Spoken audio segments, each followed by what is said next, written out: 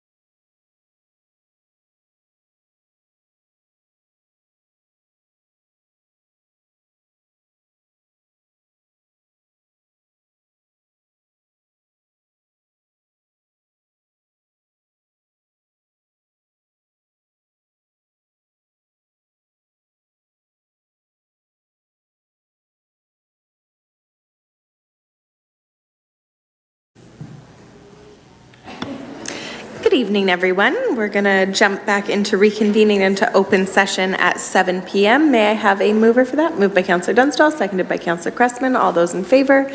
That carries unanimously. And I will call on Councillor Sadhu for our territorial acknowledgement. We have gathered in Wilmot Township on our traditional territory of the Neutral, Anishinaabe, Haudenosaunee, and Mississauga peoples. We also want to acknowledge the importance of the Dish with One Spoon Covenant, a peace agreement made between the Indigenous nations before the Europeans arrived. It characterizes our collective responsibility to each other and Mother Earth. We should take only what we need, leave enough for others, and keep the dish clean. By acknowledging this covenant and the First Nations, Inuit, and Métis people, we were reminded of our important connection to this land where we live, learn, and work together as a community. Thank you, Councillor.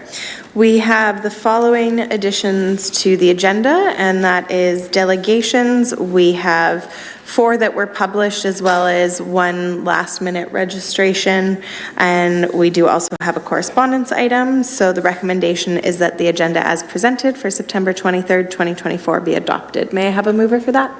Moved by Councillor Martin, seconded by Councillor Sadhu. All those in favor? And that carries unanimously. Are there any disclosures of pecuniary interest? Councillor Martin?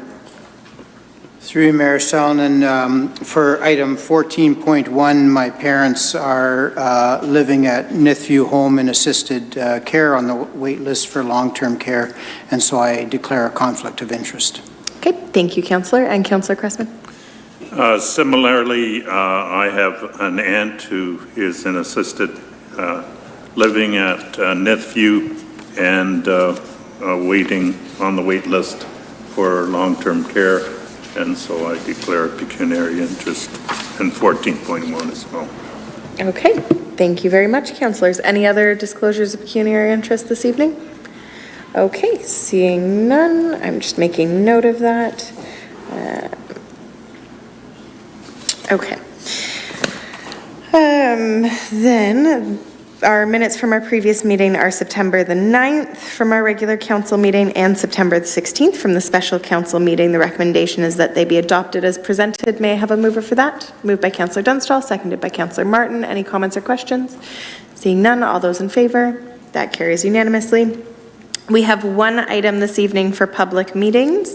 We will hear all interested people who wish to speak on this matter. If the decision of the Council of the Township of Wilmot are appealed to the Ontario Land Tribunal, the Tribunal has the power to dismiss an appeal if you did not speak at the public meeting or make written submissions before the bylaw is passed.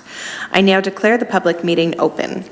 Persons attending as delegations at this meeting for any of the items are required to leave their names and addresses, which will become part of the public record, and you are hereby advised that this information may be posted on the Township's official website, along with your email address if provided. I would like to remind all delegations for this evening of some guidelines for participation.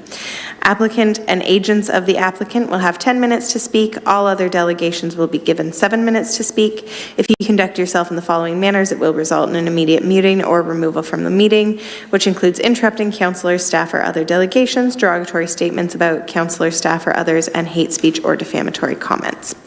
With that out of the way, the item before us this evening is a recommendation that Council approve zone change application 0524 by Nick Armstrong to permit a temporary use 2 single detached dwellings for a period of up to 18 months, subject to the following: 1, that the implementing bylaw specifically limit occupancy to only 1 single detached dwelling at any time. To get this on the floor, may I have a mover? Moved by Councillor Martin, seconded by Councillor Dunstall. This is a public meeting in respect to zone change application 0524 by Nick Armstrong, and I invite the Manager of Planning and Economic Development, Andrew Martin, to introduce the report. Thank you, Mayor Solomon. This application proposes a temporary use. The owners of the property are looking to construct a new dwelling on the property. There are currently 2 homes. They're living in the 1 home during construction of the new house, and after it's complete would demolish that existing home. So essentially this application allows them to occupy the 1 house during construction and remove it afterwards, giving them up to 18 months to do so. No concerns or comments were received through circulation of the application, and staff recommend approval. Thank you very much, Manager Martin. Councillors, are there any questions of a technical nature for Councillor Martin? Yes, Councillor Cressman. Yes, Manager Martin, what's the distance from the current home that will be eventually demolished to the one that is the proposed new site? I tried to read that, but maybe my advanced age and my eyesight prevented it.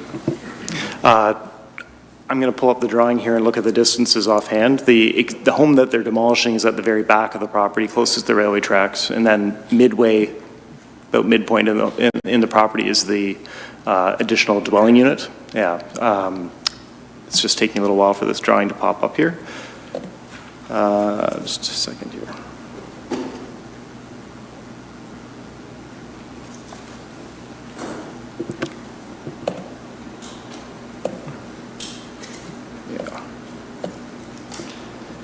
I guess my question is more around minimum distance separation and whether this is, I think most cases you look at locating additional residents in close proximity so it doesn't impact other agriculture buildings and minimum distance separation. And that's why this is kind of at the extreme from the back to the front, and that's where my concern lies.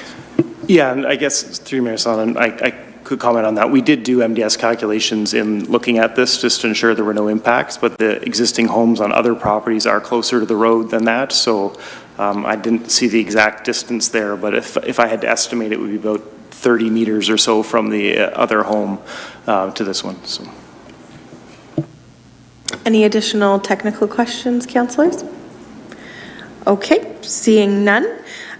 We do not have any currently registered delegates on this item. However, would the clerk please indicate if there is any person present who wishes to address council on this matter?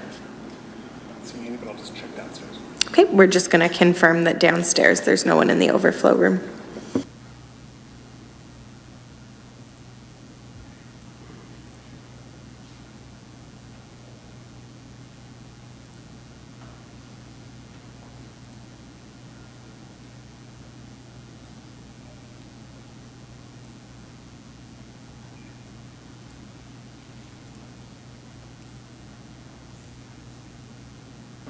Okay, it looks like there's no one in the overflow room. I will ask a second and final time. Are there any persons present who wish to address council on this matter?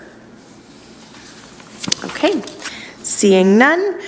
Councillors, any debate before we vote on this or comments? No? Okay, seeing none, I will call the vote. All those in favor? And that carries unanimously. I now declare the public meeting closed. We have 4 presentations this evening, so we will jump right into our first one, which is Samantha Lawson, our Chief Administrative Officer, and Megan Kitchen, the Land Management Analysis of Grand River Conservation Authority, to address council. Samantha and Megan, thank you very much for joining us, and you will have 10 minutes to speak. Okay, thank you very much. I appreciate the opportunity to come before council and present the draft conservation area strategy. If I can get the next slide, please. So this is a requirement a few years ago when Bill 229 came out. The province made amendments to the Conservation Authorities Act, and they also added a bunch of regulations to implement that. One of the regulations was Ontario Regulation 686-21, mandatory programs and services.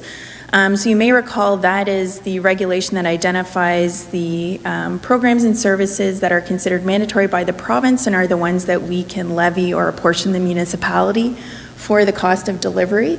Within that regulation as well, they identified 6 regulatory deliverables that are required by all conservation authorities in Ontario to complete by the end of the year. So the one that we're presenting today is the Conservation Area Strategy. Next slide, please. So just to give you a high-level idea of the purpose of the strategy, it's really a comprehensive framework that's going to help guide the GRCA's decisions regarding the land that we own. It also helps to direct where programs and services and resources are allocated on GRCA land holdings, and there were a number of objectives that had to be identified as well that will govern the plan. Next slide, please. So just to highlight in terms, again, of what the regulation required in terms of the conservation area strategy, again, it's identifying the objectives that are going to inform any of the land management decisions. It's identifying the mandatory programs, so again, those category 1, which are the natural hazard, so that includes our flood forecast and warning, our flood management infrastructure, the program related to flood management. It includes drinking water, so source protection, as well as land management and risk management on our properties. And finally, there's also another mandatory program, which is the monitoring that we do for both water quantity and quality throughout the watershed. So we have to identify the mandatory programs on all of our properties where they operate, as well as our non-mandatory programs. So examples of non-mandatory programs are our water quality programs that we offer, as well as our parks and some of the other hydro production that we have for the dams. Also, we have to take into consideration when we're assessing these lands whether or not they augment natural heritage features and if they're integrated with any of the provincial or municipally owned lands for trail purposes, really. We had to establish land use categories, and for the GRCA under the draft plan, we have 4 categories. So we have our water management lands. Again, those are the ones that support our flood control program. We have conservation areas, which is our fee-for-use lands. So we have 11 parks throughout the watershed where we offer recreational opportunities to the public for camping, hiking, swimming, and boating, just to name a few. Our next category of land is our conservation lands.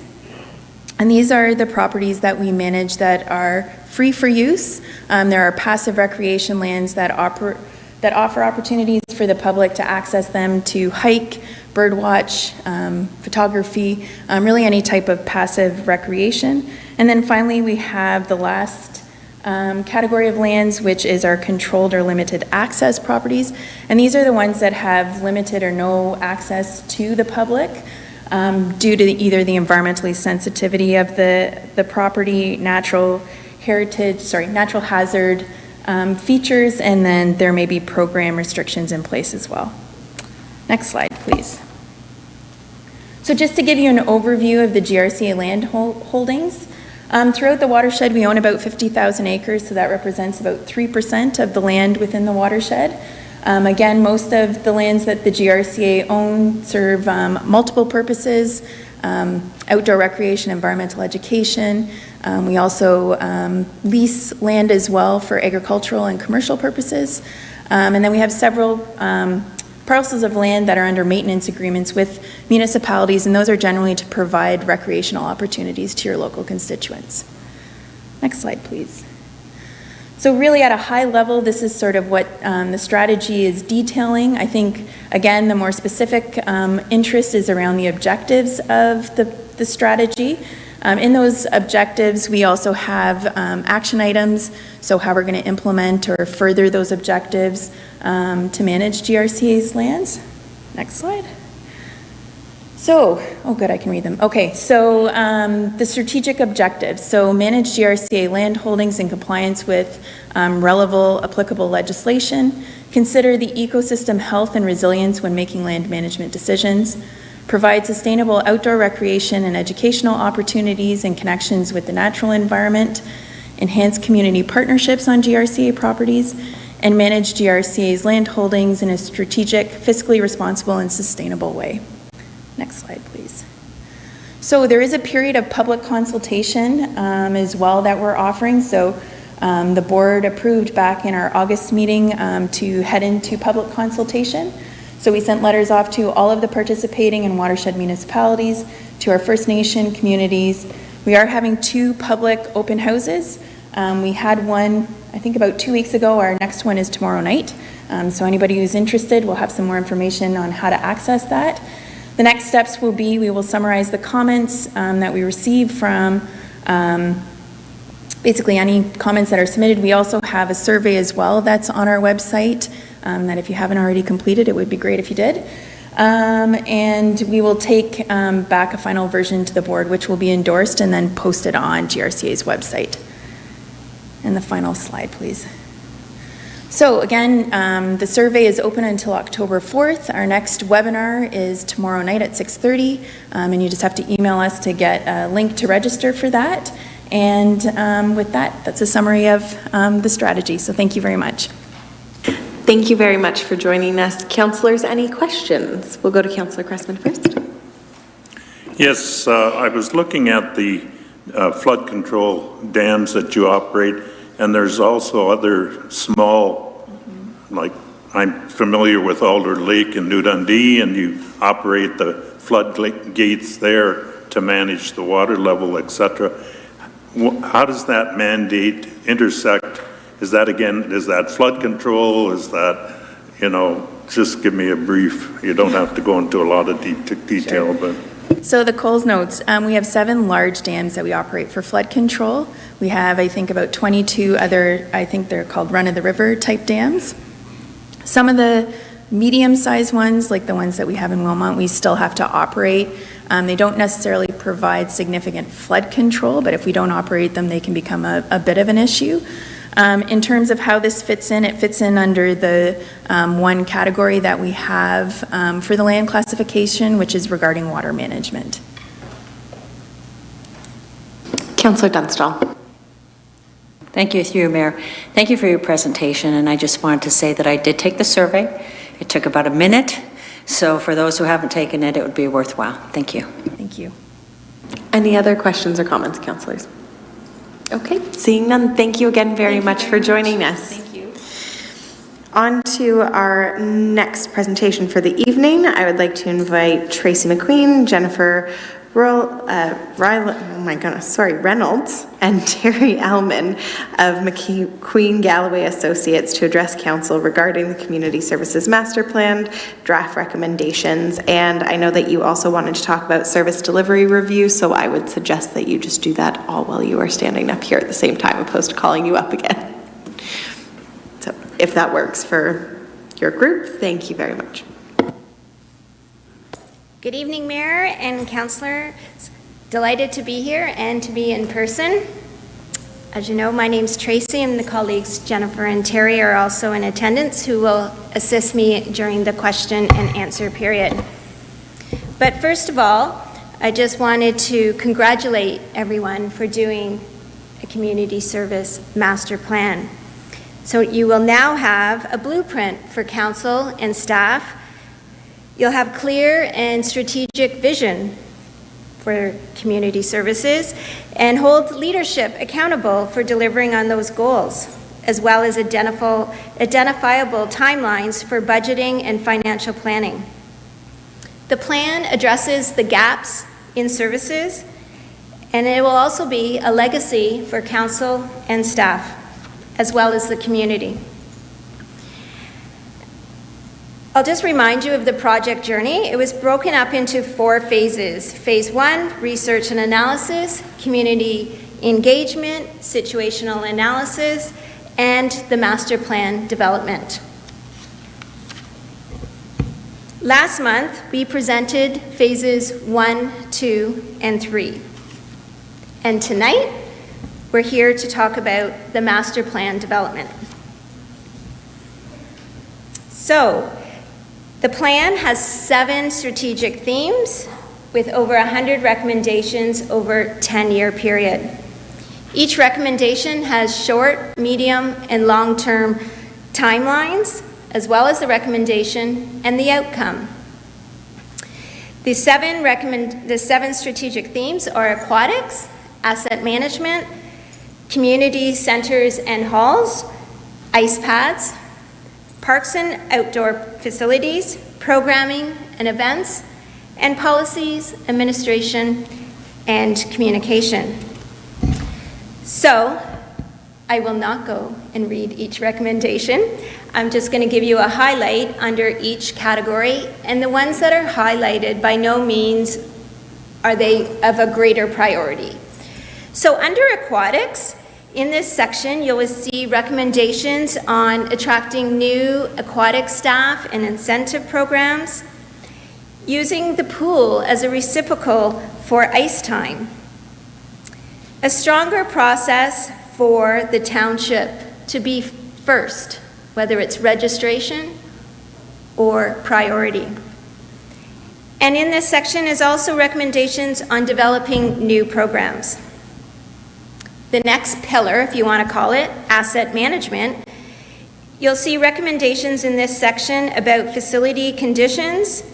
There'll be financial strategies for all assets, and there's also recommendations about third-party tenants, potential to mitigate operation impacts, and whether there is assets that could be declared surplus. Sorry. The next pillar, community centers and community halls. There's recommendations in this section about the New Hamburg Community Center, recommendations on entering joint venture agreements, and addressing AODA requirements or accessibility.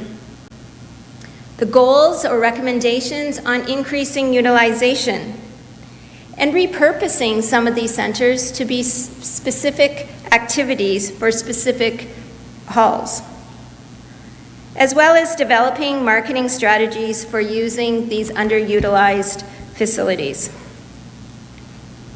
Also in the community center and halls is working with the school board to maximize, to make sure that the township has a first philosophy for community access, an expression of interest of developing new programming. And looking at the cost analysis of repurposing the St. Agatha Community Center, and being involved in the school board for their investment and future development programs and facilities is in this section. The fifth pillar, ice pads. In this section are recommendations of improving amenities as simple as Wi-Fi, hiring part-time staff, making sure there's an operational maintenance plan, working from the senior leaders' perspective, working with the neighboring municipalities to securing bigger ice blocks for the township.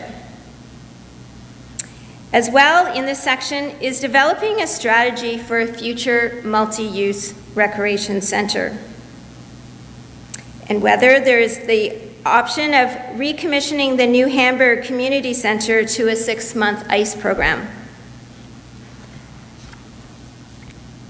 The next theme or pillar is parks and outdoor facilities. In this section, you'll see recommendations about dealing with dog parks, all-wheel parks, having a strategy or having a site analysis for future parks. Improving the amenities and the safety in these parks. And interesting enough, improving the access to the open spaces of the Grand River Conservation Authority. Working with groups to increase the tree canopy in the township, as well as increasing the utilization of the turf and the track. Playgrounds also falls into the parks and outdoor facility pillar. Making sure we have the right splash pads in the right locations. And at the same time, targeting parkland and development standards of neighborhoods and community parks. Our sixth pillar is programming and events. In this section, you'll see recommendations on training for staff and ongoing policy review, expanding the summer camp program, as well as their direct programs, revitalizing the Youth Action Council Committee, and giving delegated authority to staff to provide more flexibility to offer more programs. The final pillar, policy, administration, and communication. In this section, you'll see recommendations of a dedicated capital infrastructure levy, building and recommending a facility booking framework, and having key performance indicators and reporting to council with engaging the community as well. In this section is shovel-ready projects to be in a state of readiness for potential grant opportunities and programs. and developing job costing systems, but having the tracking tools, the templates, and the training to make sure those are in place. As we close the presentation and then going into question and answers, I just wanted to say we need council support for the master plan because this will give us a realistic expectations for the township. The plan will support and improve maintenance, maintain facilities, improve the amenities, will have better efficiencies, and a better customer experience. On that note, I just wanted to make sure that the plan is also, it needs to be fluid. Because in 10 years, many things can change. And so as a result, it needs to be monitored annually or reviewed. Because there's many things that can change, as we all know in the past 10 years. New and changed information, new revenue sources could become available. There could be community feedback and changing trends, as well as changes in staff and in the township and at the region. And we all know that growth or decline will impact our parks and recreation. So, staff, council, we all need to be accountable in the delivery of this plan. And on a final note, before questions, we want to just thank yourselves, the community for their input, as well as staff. They've been a great team to work with, and they've put a lot of involvement into the plan as it currently states. And thank you. Thank you. At this point in time, councillors, are there any questions? Councillor Martin? Through you, Mayor Salonen, I want to thank you for coming to make this presentation and also thank all of the staff listed here and others. I appreciate this work. Looks good. Thank you. Councillor Cressman? Yes, this might be too granular a question, but I see repeatedly this whole idea of I don't know if the right term is starving the delivery of programs, and you're repeatedly suggesting more part-time help in a number of them, a number of these different program delivery areas. Do you see that part-time help readily available? Do you see that as a challenge in other areas that you evaluate in terms of municipalities? So I'm just kind of getting a sensing, a sense of that. Through you, Mayor. We are 3 years past the pandemic. Staffing is becoming easier, but we need to have strategies in place to attract the staff, not only either through incentives or through proper pay grades to attract them, but for the programs in those areas, we would like to give the staff the delegated authority that if the program runs at a cost basis or a cost recovery, it's a wash.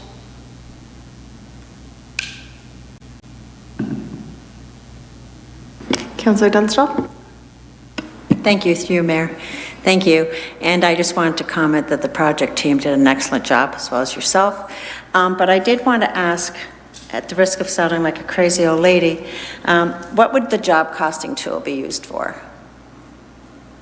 The job costing tool? Yep. To make sure it comes to a balance, right? So if you have a program that you would like to offer or an additional camp, because these camps are selling out within minutes, that you can now hire additional staff to increase the programming, and that additional staff would be paid by the increase of revenue through the programming.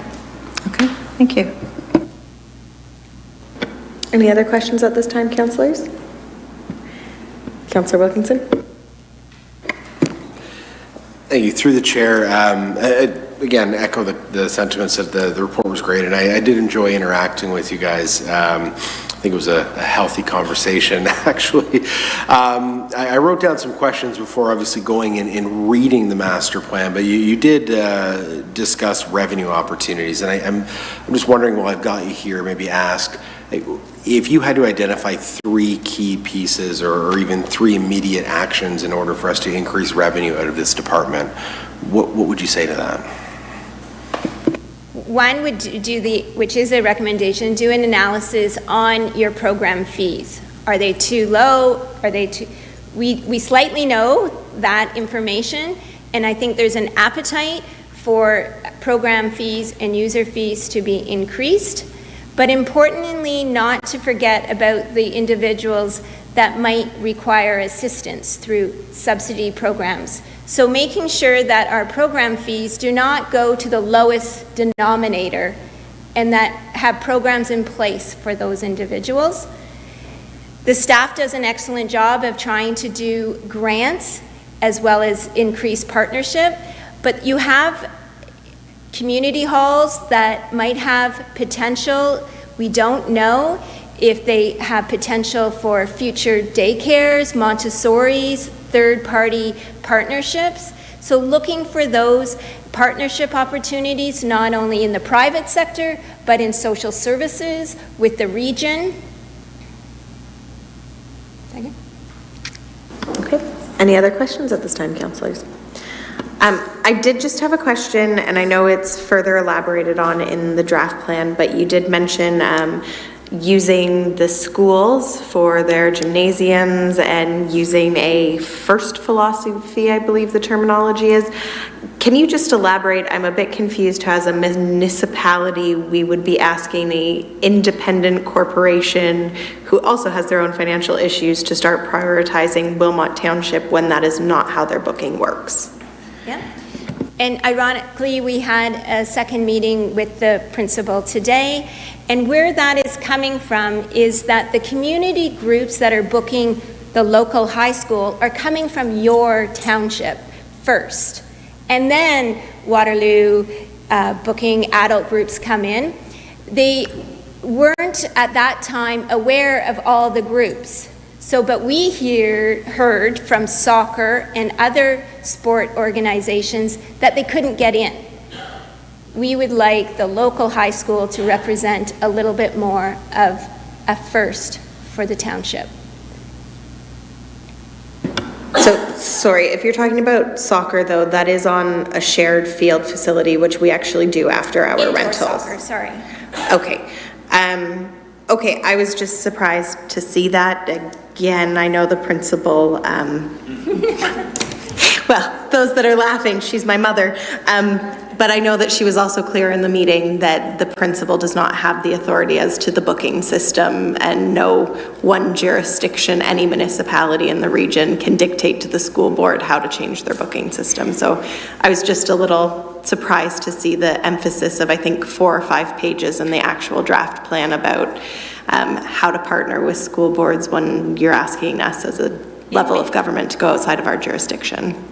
In many different school boards, there are policies in place that control that, and there's many different systems that can be put in place to help that. We're just asking that township gets first priority, and especially youth. Okay, Councillor Dunstall. Thank you, through you, Mayor. I was glad to see the Wilmot first for the aquatic piece, because I certainly have a lot of constituents whose kids don't get in because it fills up so quickly. So would that be done through registration, that it would have to be perhaps a few days before it's open to the rest of the public? Is that the plan? Yes. Okay. Any other The questions? best quote of the whole engagement was, "It's harder to get swim lessons than Taylor Swift tickets." That was the best quote of all engagement. Any other questions on this part, Councillor Cressman? I was interested as well, having one of my sons living in Wellesley, to determine that we could exchange ice time in Wellesley in their new arena for swim time at the complex. I guess that type of horse trading, they'd have to view to determine whether they are willing to give up that ice time. So it might be easy to state in a report. It's when you get down to the grassroots, it's much more difficult, and I think each center tends to look at their ice time through a very narrow lens. And I'm not saying it's impossible, but I've also experienced people at the aquatic center saying, well, I come out to Wilmot from Kitchener or Waterloo because it's much cheaper than what we have to pay. And so I guess that reinforces some of your other comments about looking at user fees and seeing how we can certainly be at a competitive level, that we don't draw in numbers that should better use their own facility. Through you, Mayor. I did speak to the CAO through this process, so he is aware of the recommendations, and our team has also done work in Wellesley, so we're very familiar with their participation numbers in minor hockey, what they are at for curling and figure skating. I'm not saying it's easy, but a lot of these facilities, we have to think now more regional than just from the community. I don't see any other questions on this part of your presentation, so I will let you jump into the second part, which I believe is service delivery review. I'm going to ask Terry Allman to step up front. Absolutely. Thank you very much.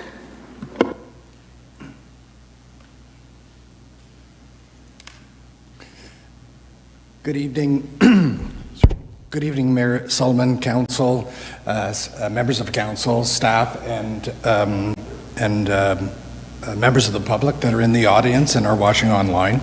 I'll be speaking to the Service Delivery Report, or SDR, which is just quicker and easier to say. I've got a concise presentation with 6 slides that will look at discussing the purpose or function of the SDR, the relationship of the Service Delivery Review to the master plan, components of the analysis of the SDR, some of the key findings that came out of the analysis, and then lastly a summary of recommendations. And I'll make that brief because some of them have already been covered. Next slide. Okay. So why conduct a service delivery review? Well, Parks and Recreation services are provided in a very dynamic environment. And there are not only just weekly, monthly, seasonal changes, but there's all kinds of external and internal factors, some of which are listed on this slide. And interestingly enough, none of these tend to have a positive impact on the bottom line. And in fact, they have quite an adverse impact on either your operating budget and or your capital budget resources. And they tend to have a distinct impact on individual staff who are having to respond to these and taking away some of their core responsibilities. So it's always a good idea in a service delivery review to take a step back to make sure that staff are doing the right things and are doing things right. Next slide, please. So in terms of the relationship of the SDR to the master plan, it really is an extension, a more detailed extension of the master plan. It's always a good idea to do an SDR in light of the changing factors that I just spoke to, but it's particularly good, and I congratulate Council for supporting staff recommendation to do the service delivery review in conjunction with the master plan. It's the most strategic approach in doing a delivery review because you have the benefit of a longer term, a 10-year master plan, which offers better information and insight on resource requirements for a 10-year period. Now, you will note in the 2 reports there are some recommendations that are very similar, and that is not an oversight. That's very purposely done so that each report can stand on its own merits. Next slide, please. So the components, and I'm guessing you can't read that, but I'll go through them. So I mentioned that it's an extension of the master plan. So some of the things that are included in the service delivery review were things like demographic profile, finances, growth, community feedback. Some of the nuances involved in the service delivery review included a municipal benchmarking exercise with 8 other municipalities with a slightly higher population than the township currently has. We looked at various organizational structures in those municipalities to see how they were aligning their services, and then conducting one-on-one interviews with all of the key leadership staff from your programmers all the way through to Director Catania. Next slide, please. So this slide is basically to remind me that the next slide is a summary of the key findings. So next slide, please. So in each of the So each of the components that were discussed, they're detailed in the report, and they have a series of findings for each of those categories. But some of the higher order findings is that you have a substantive quantity of facilities, and in saying that, you have 3 times more Parks and Recreation facility space than the next closest municipal comparator, and that's we've done that per capita, so we're comparing apples to apples. So that may explain why some of the halls are underutilized, and then utilization rates are also starting to decrease, or at least trending to decrease. We saw some escalating deferred maintenance, and there was 2 main drivers to that. One is staff time, so your skilled and semi-skilled staff's ability to address deferred maintenance items as they could, because they're doing other priority work, and as well as certain limitations on your capital budget that is not addressing some of the required capital renewal in a timely fashion. You have some very strong partnerships, probably not a surprise, but the Wilmot Family Resource Center, the Community Care Concepts, and a series of service organizations and event organizers that really have a big impact on your overall service delivery. This is a good thing, because without that involvement, that would possibly lead to further impacts on the tax levy if the township had to provide those services. Your staffing resources, your operational staff resourcing at the full-time and part-time level is lean, and we have identified in the report that there's an existing deficiency of at least 2 to 3 full-time operators, and that's based on contemporary standards of full-time operators per facility staff. We mentioned limited capital reserves to address your aging infrastructure. And then last but not least is your staff is amazing. You have, there's no complacency in your staff. They are totally committed to providing the best and safe services and facilities and parks and trails as they can possibly do with the resources they have. So they're worth their weight in gold. And they didn't ask me to say that. So last slide. So there's a total of 20 recommendations. As I mentioned them, some of them mimic those that are in the draft master plan. I won't go into the specifics of those recommendations, but rather the recommendations are contained under the headings listed on this slide, but are all aimed at streamlining services where we can, and reporting where we can, right-sizing your resourcing, your current resourcing requirements to proper levels, both in terms of your full-time operation staff as well as your part-time or seasonal operations staff. And then an overall strategy to look at managing your plentiful assets in a sustainable manner. So with that, I will conclude and open things up for questions. Thank you very much, Terry. We'll start with Councillor Dunstall. Thank you, through you, Mayor. Thank you, Terry. I noticed the lean staff you mentioned, and I appreciate that you mentioned how great our staff is. And I know they give it their all and that they really care about our community. So thank you for noticing that. But I wanted you to perhaps explain a little bit. You said lean staff, and it was compared to townships of our size, is that? Or the amount of facilities we have? Or when you say it's lean, we're lean on staff, where are you getting that from? Through you, Mayor Sullivan, and to the councillor.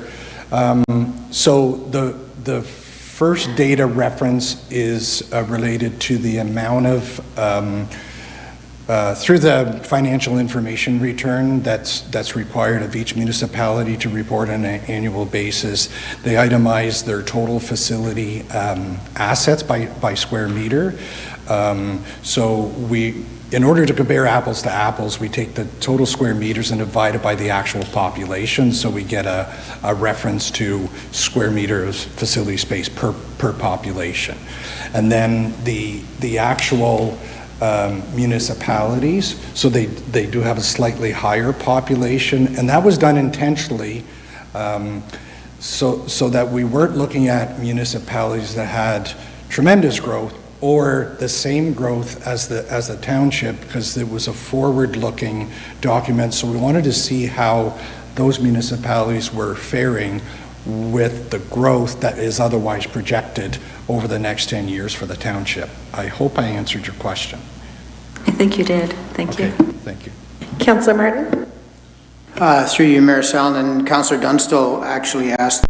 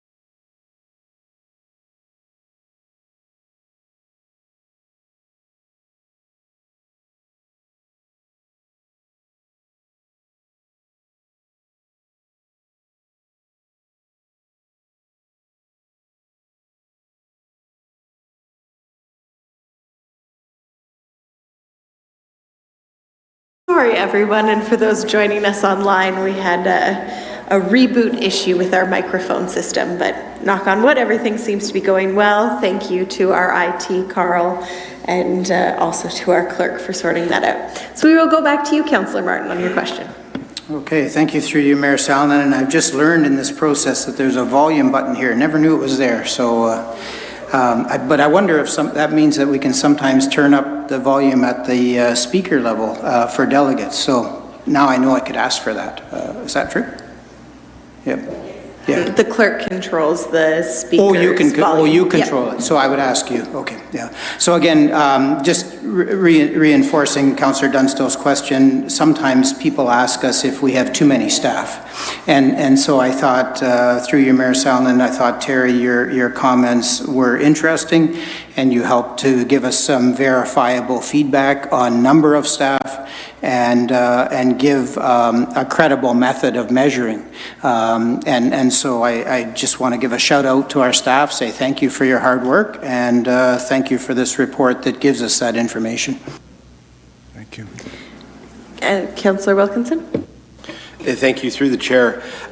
You made a comment and made a point of outlining the square meters of indoor facilities to population, which I think is an interesting measure, and you rightly pointed out we have roughly, 3 times as much as our comparators, which I would agree when you extrapolate out what our revenue is, our hall usage is, it would tend to lean towards low utilization because we just have more facilities. What I didn't see, and perhaps I missed it, but I guess what I'm more so curious about is how do we compare in terms of revenue generation overall to our peers? Are we generating as much and it's just that we see the low utilization numbers represented, or are we actually lagging perhaps in revenue generation in terms of usage and fee collection? Through you, Mayor Solomon, to Councillor Wilkinson. I didn't bring my little my report, but I know from memory on overall recovery of so expenditure recovery of Parks and Recreation Services, you fare middle to upper middle of the A comparators. Through the chair. Certainly appreciate, in terms of cost recovery, but I'm talking about overall revenue generation. I mean, are other municipalities, are they holding more events even though they have less space? Are we generating as much revenue as we could in terms of our peers? Through you, Mayor Solomon, to Councillor Wilkinson, there's no available data inside the FIR to be able to make that analysis. Only talk about total revenues against total expenditures. So that would be more of a an internal type of exercise to determine to what extent revenues can be increases. But as my colleague Tracy identified, there is opportunity for fee increases, perhaps lease space, and as well as the township is very generous in its grant program and subsidies to community events and organizations. So that could be another area where some balancing of additional revenues could come into play. Councillor Dunstall? Thank you, through you, Mayor. This may be a question for Director Catania. It's my understanding that for our Parks and Rec, for our facilities, that we don't capture all the costs, and that there's not an expectation that there will be, and that most municipalities run between 60% and 70% recovery. Is that standard, and do you know where we sit there? Through you, Mayor Solomon, to Councillor Dunstall, I have to come back with you the exact number for the cost recovery piece, but there's a lot of different factors. We obviously have our user fees when it comes to every permitted space, and then we have the, our affiliation policy as well, where we have a lot of stakeholders or community groups that are part of that affiliate space, where there is some discounted use for different halls and spaces throughout the community. So I'd have to do a little bit more of an analysis for you and bring that back to council. Any other questions, councillors? Seeing none, thank you very much, Terry, and thank you very much to McQueen Galloway Associates for the report, especially for highlighting the great work our staff are doing, and we look forward to the report coming forward to council later on tonight. So Thank you. thank you very much. On to our final presentation for this evening. I am pleased to introduce some regional colleagues of mine, some staff. We have Acting Transportation Commissioner Doug Spooner here to provide us on a Region of Waterloo Road Safety Initiative update. And joining Doug in the audience, we also have Daryl Spencer, our Manager of Transportation Engineering, Teresa Mendler, our Manager of Processing Center for the Automated Speed Enforcement, Hillary Abel, Manager of Communications and Community Engagement, and Kaylee Poff, Supervisor of our Administrative Penalties Program. So thank you all for joining us, and I will turn it over to you, Commissioner Spooner. Thank you. Good evening, Mayor Salonen and Wilmot Council. Thank you for the opportunity today to join you. My name is Doug Spooner. I'm the Acting Commissioner of Transportation Services for the Region of Waterloo. I'm also a resident of the region, and I'm a father of school-aged children, which may be important in this discussion today. Next slide, please. That last title that I shared with you is really important tonight. Because I believe in our community, we should be safe for everybody as we move about. That our friends that walk, wheel, cycle, drive, and take transit or use a horse and buggy should feel safe while they do those activities. Going to school, visiting mom at the senior's home, or just walking the dog are all things that I think we can enhance through the program I'm going to tell you about tonight. Next slide, please. I'm going to talk to you about why we're looking to lower vehicle speeds, our current program, the expansion we have planned, a little bit of information on community safety zones, how we plan to communicate this plan, and then obviously an opportunity for questions. Next slide, please.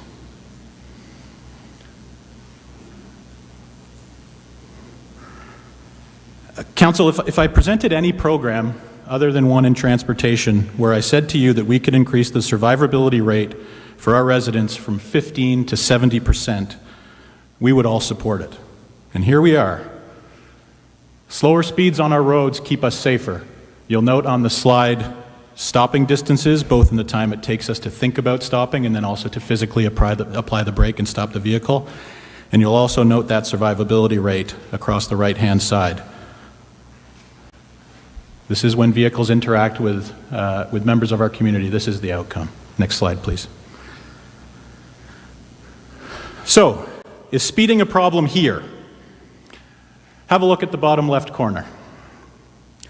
Remembering the last slide, at 60 kilometers an hour, survivability is 5%. At 91 kilometers an hour, I don't have a statistic for you. And when we plan road safety, we don't wait for an incident. This is the reason we have school zones in place today, and the reason that we're looking to add more protections for those using our roads. Next slide, please. And this isn't just a local challenge, this happens globally. Excessive speeding is a factor in 1 in 4 fatal collisions. Speed cameras reduce collisions on average by 50%. And speed cameras have also been shown to reduce serious injury by up to 44%. In short, they work, and I'm going to show you how they do that locally. Let's talk about the program today. Next slide, please, one more. So the program today, we've got 16 locations with 4 cameras rotating through. And you can see the compliance stat there. Speed compliance in those areas of the network has increased by 63%. The pilot program is working to date. Next slide, please. We've also learned a lot about how this program should function. Local processing would increase efficiency. Processing is done in Toronto today.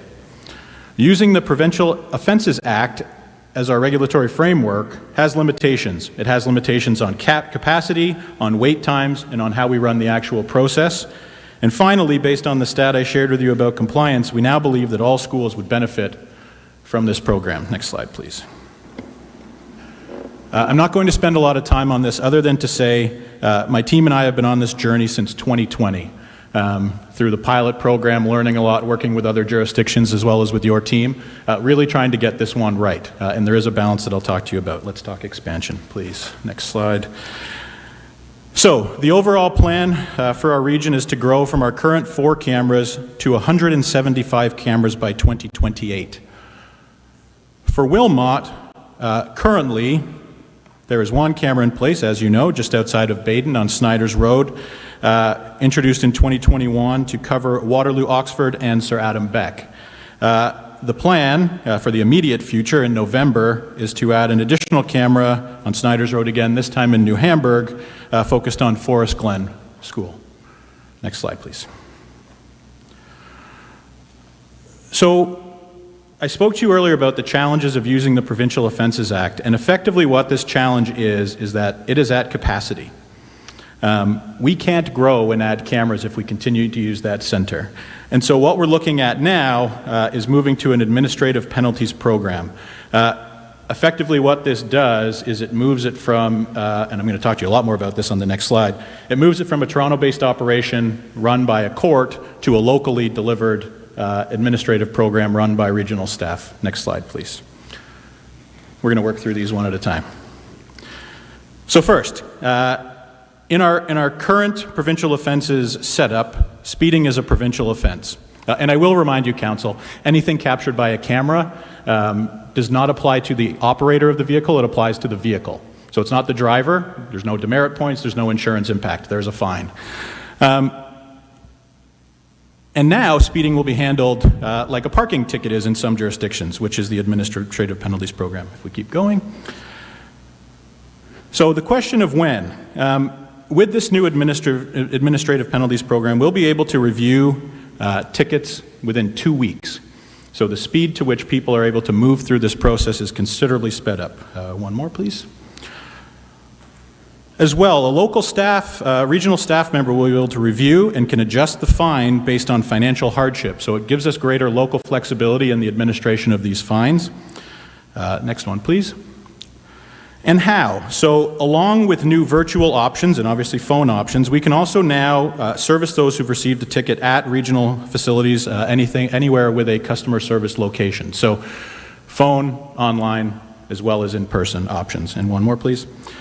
And finally, and maybe the most important, is that we can scale this program. So we control the administrative back end, we can add other programs into it, such as parking tickets or red light cameras, and we have the ability to scale all of these road safety initiatives with our own processing center. Please. Okay, so moving from a provincial offense to an administrative penalty is good, as we just showed on the previous slide. But the fines do increase. When the province gave us the ability in 2021 to have an administrative penalties program, it also aligned the fines in that program with community safety zones and construction zones, which, as you know, today do double. I will note those provincial offences fines have not changed in decades, those in the middle column, and other municipalities such as Windsor have requested a leveling or an alignment of the provincial offences with the administrative, and in some cases have actually asked for increased in speeding fines, which we are not doing. Please, next slide. So the goal is road safety, but I've just talked to you about an outcome that includes fine monies. So the real goal is not to need community safety zones or speed cameras. Any monies collected that exceed the operating costs of this program will be put into a road safety reserve that can then be reinvested in programs such as township traffic calming initiatives, which is at the entry points into our settlement areas. Roundabout safety pilots, which will look at different ways to configure roundabouts to make them more safer for pedestrians. And finally, roadway redesigns that could hopefully reduce the need for a community safety zone or a camera through road design. So we do believe that tickets will increase in the short term and then reduce over time as driver behavior changes and as we all slow down. To give us a sense of how this all works on the road, I've got a quick video that I'm hoping will run.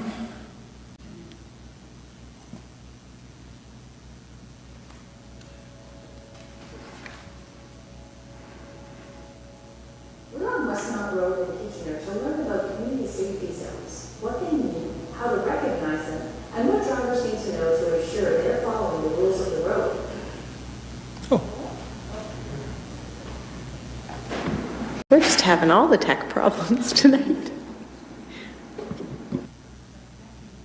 Entering an area where there's more pedestrians, places like schools, childcare centers, parks, retirement homes, or sports fields. This sign is a cue to drivers that need to slow down and pay closer attention. In community safety zones, fines are increased to deter speeding and protect those walking, biking, or rolling. This sends an important message about how critical it is to follow the posted speed limit. There will be another sign further along to indicate the point where the community safety zone ends. At this point, the speed limit may change. Remember, the speed limit still applies, but regular fines return. In some school zones, an active camera detects vehicles traveling over the limit. Take extra caution. A ticket will be issued to license plate owners of vehicles traveling above the limit in this area. In Waterloo Region, speed cameras operate only in school zones, which is a stretch of road 150 meters on either side of the school property line. Some municipalities, including Barrie, Guelph, Brampton, York Region, and Ottawa, have designated all school zones as community safety zones as a best practice. Throughout the region, there are roads near schools that have high pedestrian traffic, but don't fit the Highway Traffic Act definition of a school zone. This means they don't qualify for the added protection speed cameras and higher fines combined. By designating these areas as community safety zones, we can help ensure all schools in the region are equipped with the same protection to make our roads safer for pedestrians walking, rolling, and biking.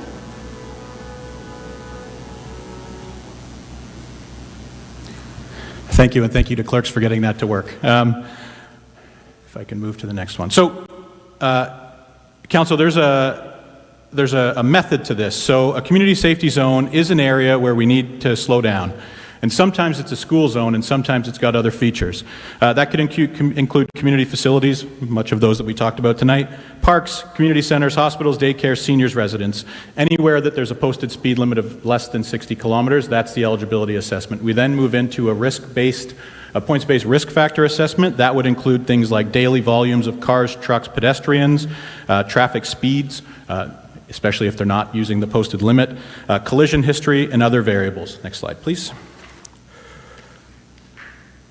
So this is a question about, aren't we doing well enough already? And the answer is, yeah, we're doing really well with our school zones, but as you see, there's limitations. It doesn't cover other types of facilities, and in some cases, it doesn't actually cover everywhere that we need it to in a school zone. So a community safety zone layered on a school zone allows us to expand that protection. So you heard from the video, 150 meters from a vehicular entrance, that's where we can apply a school zone. But if you think about a school where the main entrance is used by vehicles and there may be a back entrance where students go and walk out into the neighborhood, we have no ability to protect that movement today. So that's where a community safety zone. And really, it's just helping us to put in added protections. Please. Most importantly, we need everybody to be aware of this program, and we've got 4 pillars to do so. So educate, just like we're doing tonight. We'll be doing this presentation across our region. Awareness, we want people to know about these cameras. To inform how to pay or to challenge a ticket when issued, and to partner to make sure that we can implement this program across the region consistently and effectively. Please, we've got a communications plan. It's very targeted to the areas where cameras will be, but it's also broad to cover the whole region to anybody who potentially meets one. It must consider everybody in our region. We've got language requirements. We've got different ways in which people gather information. And most importantly, it needs to sustain that awareness. Please. We're going to publish the locations, and we're going to report on their performance. This program isn't intended to be punitive. It's not hidden. It's not secretive. We simply want people to slow down and be aware of these community locations where our friends and neighbors need a little bit more support moving around. I'm going to stop my presentation there and welcome questions, and thank you once again for the opportunity. Thank you very much, Commissioner Spooner. Just before I go to questions, I want to remind the gallery, please do not have side conversations while we have presentations in the meeting ongoing. It's very distracting and frankly a bit rude. But we will go to Councillor Dunstall for questions. Thank you, through you, Mayor. I just want to make sure I understand this properly, because we've had an issue with Holy Family School that the main entrance is not on Huron Road, and so as hard as I tried, I could not get them to do anything about that. But you're telling me that with this program, regardless of where the entrance is, if it's a school, it's a safety zone. Thank you. Councillor Cressman. So, through you, Mayor, I guess the question I would have is the confusion that exists among residents about whether the 40 kilometers only applies during school, because originally we used to see these signs that said certain time period it was 40, and I repeatedly get asked in New Dundee, now tell me, is it a time related or not? And I'm sure other people get asked the same question. So I think that question has to be addressed, because unlearning something from previous is part of the challenge here. So I would say that's got to be part of the communication process as well. Through you, Mayor, thank you for the question, and agree. Our goal on this program now is a consistent application. So we have had instances where we've had time of day, time of year configurations, and as you rightly point out, very confusing to motorists. We simply want people to know when to slow down. So hoping for consistent implementation. Councillor Wilkinson. Through the chair, I have a couple questions, if that's all right. But to start, I think overall, I mean, at least my observation is that the program is doing its job, right? We see people slowing down. Some may not like it, but I mean, at the end of the day, if we're looking at safety of children and the people that live here, it's a good thing. So I'm happy to see it working. One of the things regarding, say, changing behavior, and I think maybe looking at road design, and I know this is something I've talked to about with our own public works director, but it's road design. For instance, the road was designed to probably accommodate 80 kilometers an hour, but you're asking it to be 60 and then 40. Do you have plans down the road to potentially modify road design so that it naturally slows people down? Yeah, through you, Mayor. I think when I speak about the goal of the program, you've hit it, right? So this is a temporary condition we can introduce to really improve safety in the short term, and then that road safety reserve becomes a place we can go to make sure that we can deliver on. You can appreciate that road projects are expensive, and so doing all those quickly, that's not how it works. But as we'll have more data about these sites, we'll be able to focus on road design, and hopefully that's the answer to the point that we don't need community safety zones and cameras in future. Councillor Wilkinson again. Through the chair, unrelated question, but looking at your presentation, you did make mention that, and something that's near and dear to me is overflow revenue would be put into a reserve to address issues at township points of interest, right? Entrances and exits of crossroads like St. Agatha, Petersburg, so on. How's the program performing right now? Are we generating revenue out of this, and can we expect those reserves to actually be available? Yeah, good question. Through you, Mayor. Great question. So this is the road safety reserve. So to date, because we haven't stood up the program, we're not covering costs to date. I've got a number of staff members with me, and we've got 4 cameras out there. At maturity, which will be at 2028, the program in our business case, with a lot of assumptions in the business case, about $21 million to operate, additional revenue of about $21 million. So if you think about that at scale, that gives you plenty of opportunity. We've, as the agency running the program, the revenues must be received by the Region of Waterloo. I'm a partnership guy. I think as evidenced tonight, our teams work together very closely on road safety initiatives all the time. So that's the interest, is starting to get those initiatives going immediately. Thank you. Any other questions at this time? Councillor Martin. Through you, Mayor Sallin, I don't know for sure if my question is relevant, and I do thank you for your report.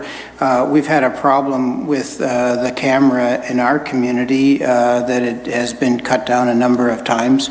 I don't know if are you aware in other communities having similar problems? Is that something that you've come up against? So I don't know if that's relevant or not relevant to your report. Yeah, through you, Mayor, absolutely relevant, especially locally here. So I, as you are probably aware, have had some incidents of vandalism. Currently, WRPS is investigating those. In any implementation like these around the globe, there is a period of resistance, right? And that comes along with some vandalism. We've set up this contract in a really smart way. So we lease these cameras, and so the requirement is to have them up and functional. So the cost isn't passed through to the residents of the region when that happens. Obviously, it's a job, and we have to send somebody out that has to get repaired. We're exploring different ways to mount the cameras, different types of technology to use. Anticipate that will continue in the short term. Thank you. Any other questions, councillors?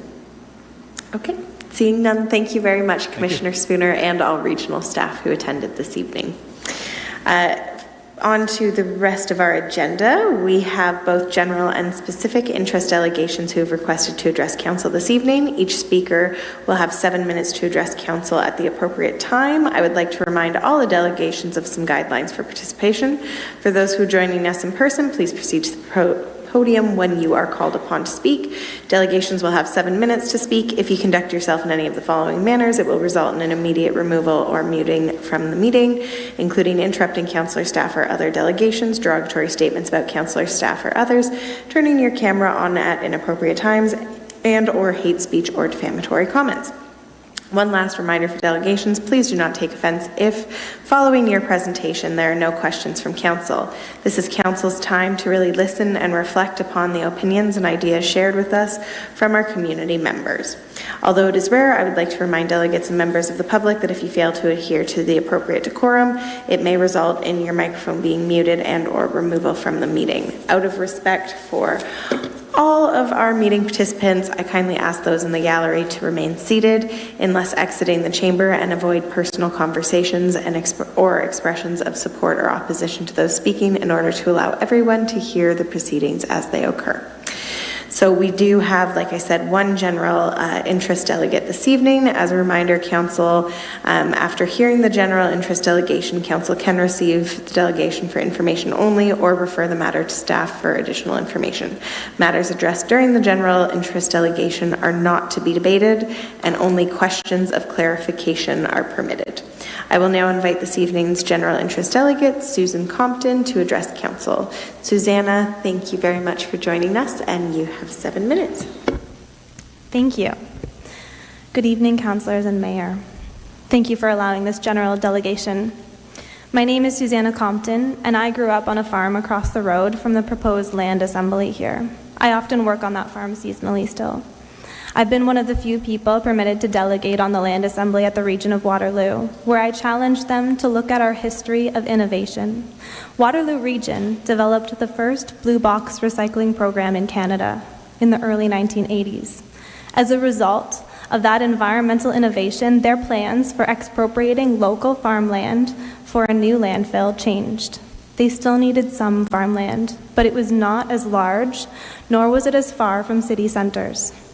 Recycling curbside pickup is now standard across the country. It started right here. A corner of the current land assembly was one of the proposed landfill sites back in the 1980s. The need for waste disposal was still fulfilled, but how it was fulfilled changed. We can do that again. I want all of us to learn from this. We can prioritize innovation, environment, and we can still preserve the farmland that we rely on. We don't need to battle for either farmland or new job opportunities. They don't have to be in opposition of one another. Like the landfill, that need can still be fulfilled without forcing farmers off their land. We just need to get innovative, and innovation takes a little time. My point is that we can do better, and we need to do better. But you're not regional council. I'm here because, like you, I love this community. This land assembly cuts deep into the whole heart of our agriculture and Ontario's. It's not just about the less than 1% of the region's agricultural lands. It's about how it impacts all the surrounding farms, every other farmer in Wilmot, and it's about what happens next. You've heard how important the farmland in this region is. It's some of the most productive, high-quality soil in North America. These farms were some of the most protected land in the province. One of the reasons why agriculture has thrived in Wilmot is because there were land protections in place. How do you invest in your business if there's significant possibility that you'll be forced to sell in the next few years? Those of us close to the local farmers have had to watch their plans for business growth and succession halt. But not just them. Every farmer in Ontario is watching what happens in Wilmot. If you let this land assembly happen, the precedent is set, and any farm could be next. Many farms will be next. We all eat 3 times a day. Where will that food come from? Have you considered the environmental impacts for this land assembly? How will Wilmot meet any of its carbon emission reduction goals with the beginning of a mega industrial site?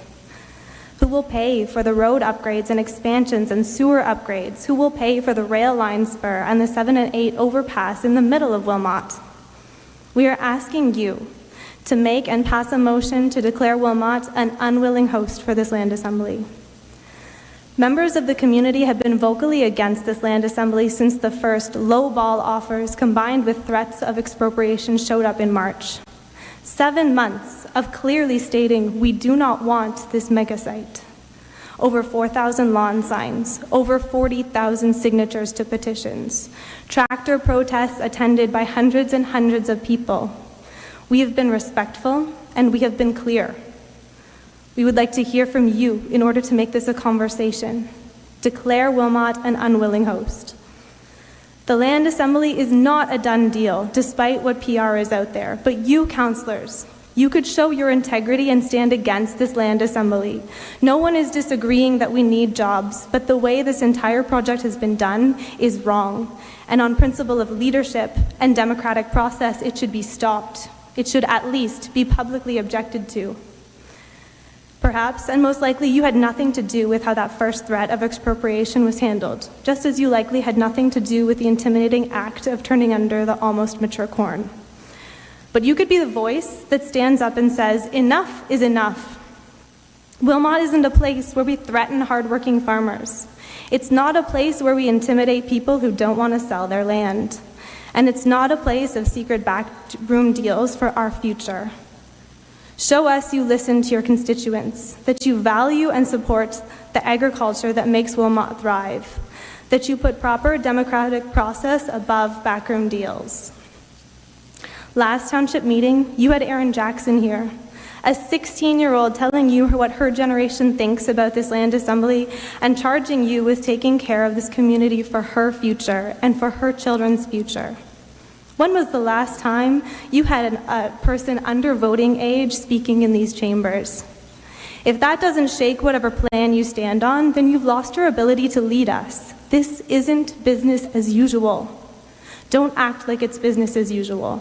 The way the region has gone about this whole land assembly hasn't followed protocol or long-established expectations and planning. If your argument against declaring Wilmot as an unwilling host is that it goes against protocol or might be frowned upon politically, that precedent has already been set. Every level of government involved has admitted it has been handled poorly. So councillors, stand up. As Erin Jackson said, it has to stop somewhere. I want to thank you for your time tonight, and I hope you all go out and enjoy Oktoberfesting this weekend or next. The sauerkraut on your sausages comes from one of our farms. The cheese curds on your poutine and gourmet pizza comes from another of our farms. Every dairy product is connected with our farms in Wilmot. Councillors, you should be proud of what we produce here in Wilmot, proud enough to protect it. You should be celebrating what our agriculture provides for our community, our region, and our country. Farmland lasts forever when you care for it. I have yet to encounter a functioning factory as old as the fields my great-great-grandparents settled. Wilmot is an unwilling host for this land assembly. We need to hear that from you. Thank you. Thank you very much, Susanna. Again, I will remind those in the gallery. Thank you. Thank you very much, Susanna. Councillors, any questions of clarification for Susanna? Okay. Seeing none, thank you again for joining us. On to our item 12, which is correspondence. Are there any items that anybody wanted to pull at this time? Okay. Seeing none. Oh, Councillor Wilkinson. Through the chair, I was curious about item 12.4, the region water review. Just can we get some general commentary? Are we participating in this? I would look over to staff for clarification. Are we participating in the regional water review? Through you, Chair, yes. We have a few members on the, I'll call it the committee. Councillor Cressman? Yes, I would like to see that pulled just for more questions from my behalf. I tried to go onto some of the websites to get additional information and I was unable. Sorry, Councillor Cressman, just to clarify, did you want to speak to that point now? Because you can do so if you would like. Yep. Yes, I was I looked at the visual that was provided with one dot representing Mannheim. I personally am aware of multiple wells in Mannheim, and I know they certainly have had an impact on the farm that I operate, a spring-fed creek that my father used to stock with trout and provide entertainment for the local neighborhood teenagers. And at one time, there was an agreement that no further wells would be put in Wilmot Township in the late 80s. That agreement was, and I think the process has been that the pumps, in my estimation, have been upgraded. There was considerable construction at all pump sites, certainly security, which I understand. So I am concerned, do we get the amount of the volume that is pumped from these wells? I don't need to know it now, but do we have any record on an annual basis about how much is recovered from these wells and put into the system? Director Mullen, please. Through you, Mayor, I'm not aware that we receive that direct information at the staff level. I'm certain it's something we could request to find out more, but we, in terms of, I guess, our water use information, it would just be what our municipal system would actually use. It would not be related to pump function of wells. But that is readily available information. There is licensing requirements around reporting on volumes of water taken, so that is something we can request from the region and see what we can share with council. Any additional questions on this item, councillors? Okay, seeing none, Director Mullenhuse, for you, is that okay just to take as direction? Yeah. Okay, great. On to the consent agenda. Would anybody like to pull any of the items before we vote? Councillor Dunstall? Yeah, I wanted to pull out the Canada Day piece. Absolutely. Consider that pulled and you can make comment. Thank you. Through you, Mayor. I just wanted to thank the committee. I know it was your first year. We heard some excellent reviews, especially the dunk tank. Apparently the people love seeing those teachers get all wet, so that was great. So I just wanted to say great job. Any other comments on the Canada Day item, councillors? Okay, seeing none, since it is pulled, we will, if we could get a mover and seconder for that report and then vote on that one. Moved by Councillor Sadhu, seconded by Councillor Martin. All those in favor? That carries unanimously. And that leaves us with item 13.1, which Councillor Wilkinson, did you have your hand up? Through the chair, I would like to pull this for comment and brief discussion. Absolutely, and just to note, you can make your comment, and we do have a delegate on that matter for this evening as well, but you can make your comment first if you would like.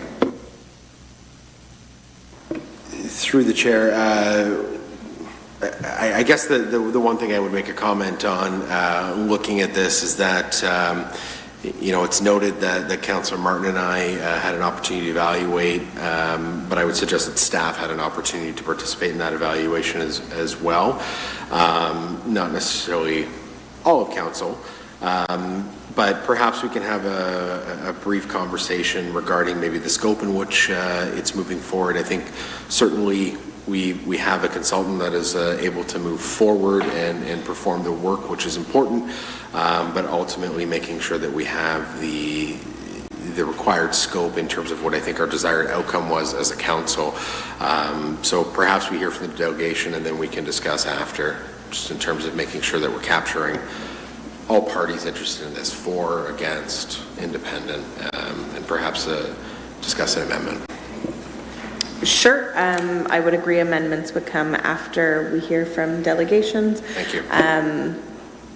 Are there any other technical questions that anybody wants to ask on this item right now? Okay, seeing none, in that case, I will invite up our first registered delegate, actually our only registered delegate on this item, Mr. Barry Wolf. Barry, thank you for joining us, and you will have 7 minutes.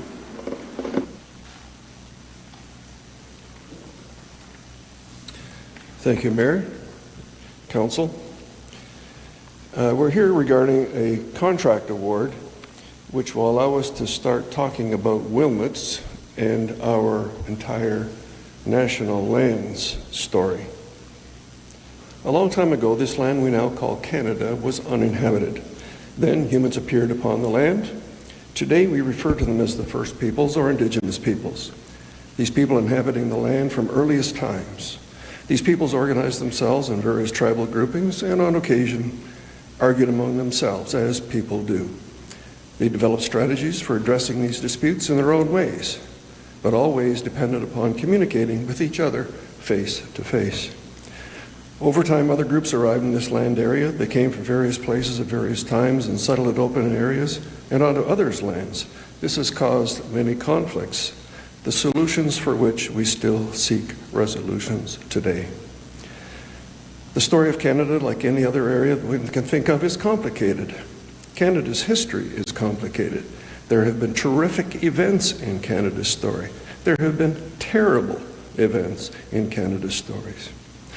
These events can be associated with many people who lived at a period of time in our history. In seeking answers to the complications in our story and in seeking strategies to move forward, we have traditionally used the same methods as that used by the First Peoples when addressing their intertribal disputes. We gather everyone together, we talk about it, respectfully considering the input of all affected. The interests of the majority, the minority, the single. We can't make everyone happy, but we must continue to try. In June of 2020, the fates of timely coincidence converged, and the paint hit the head, literally. The council of the day decided that Wilmot had a problem centered on Indigenous peoples' complaints only. I disagree with that council's analysis of the issue. This was not a complication, an issue centered on Indigenous peoples' complaints only. That decision, biased in its approach to addressing a social issue faced by all citizens of this land in one direction only, it created an artificial silo into which it could place a complicated issue of how do we communicate and understand and reconcile our perceived differences. The United States operates as a melting pot. You expect it to all become a homogeneous conglomeration.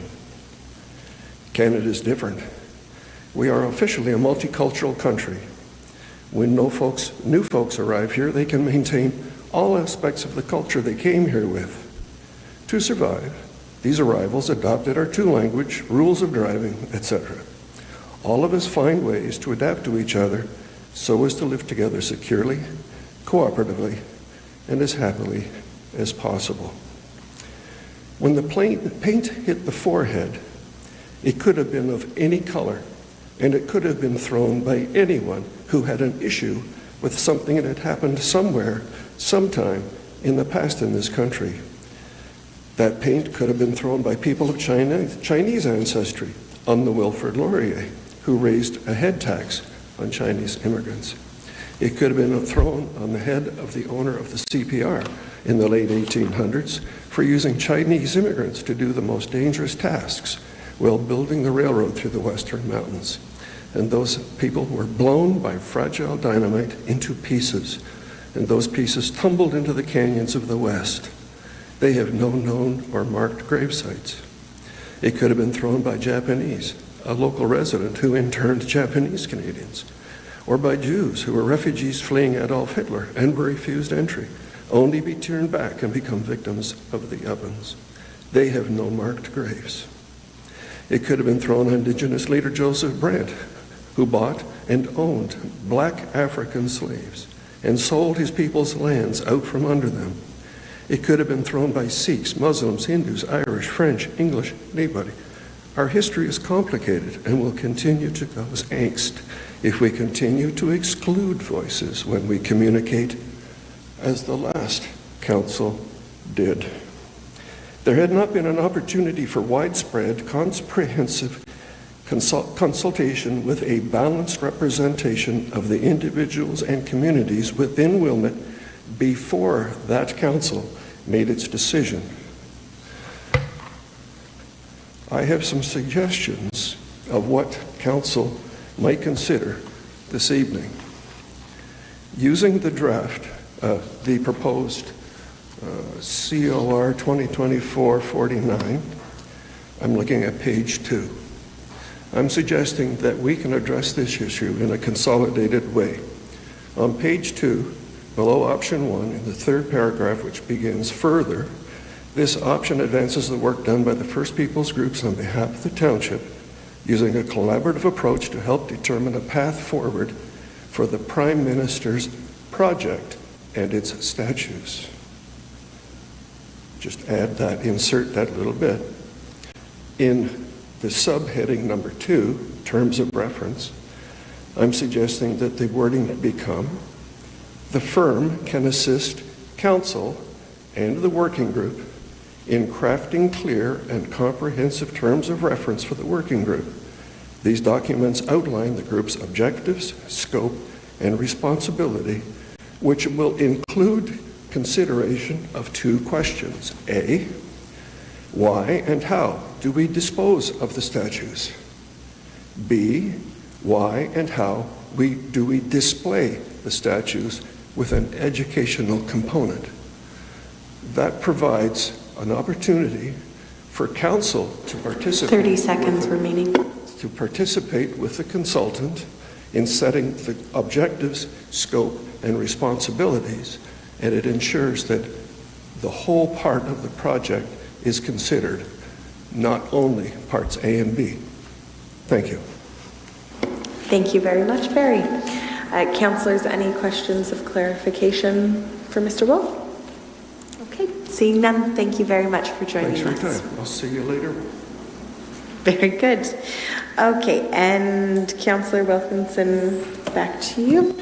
Thank you. Through the chair. I want to say we've certainly come a long way on this issue, and you know, there's been a lot of commentary on this throughout the whole process, but I think from the get-go, this was something that we experienced and heard from constituents on.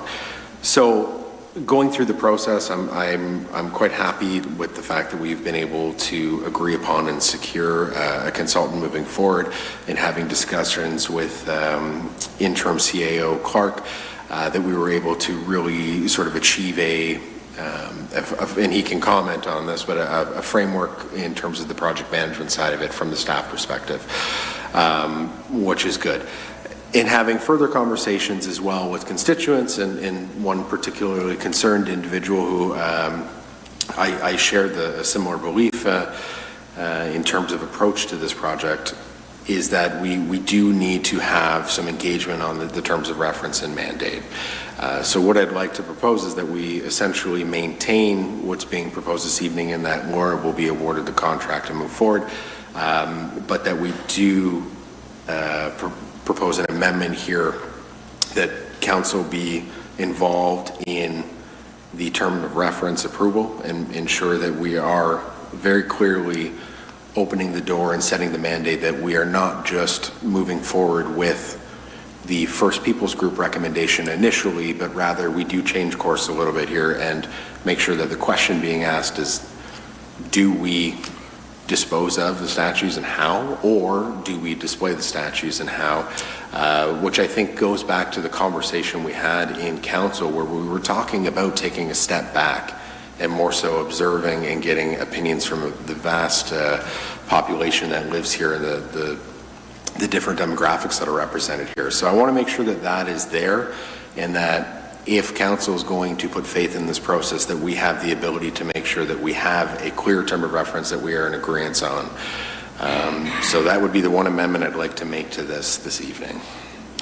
Just before we move on getting a seconder for your amendment, I do just want to give Acting CAO Clark an opportunity, as I know not all of our colleagues or the general public have heard Director Clark's action plan essentially for how to do the project management. So if I can just turn it over to Acting CAO Clark.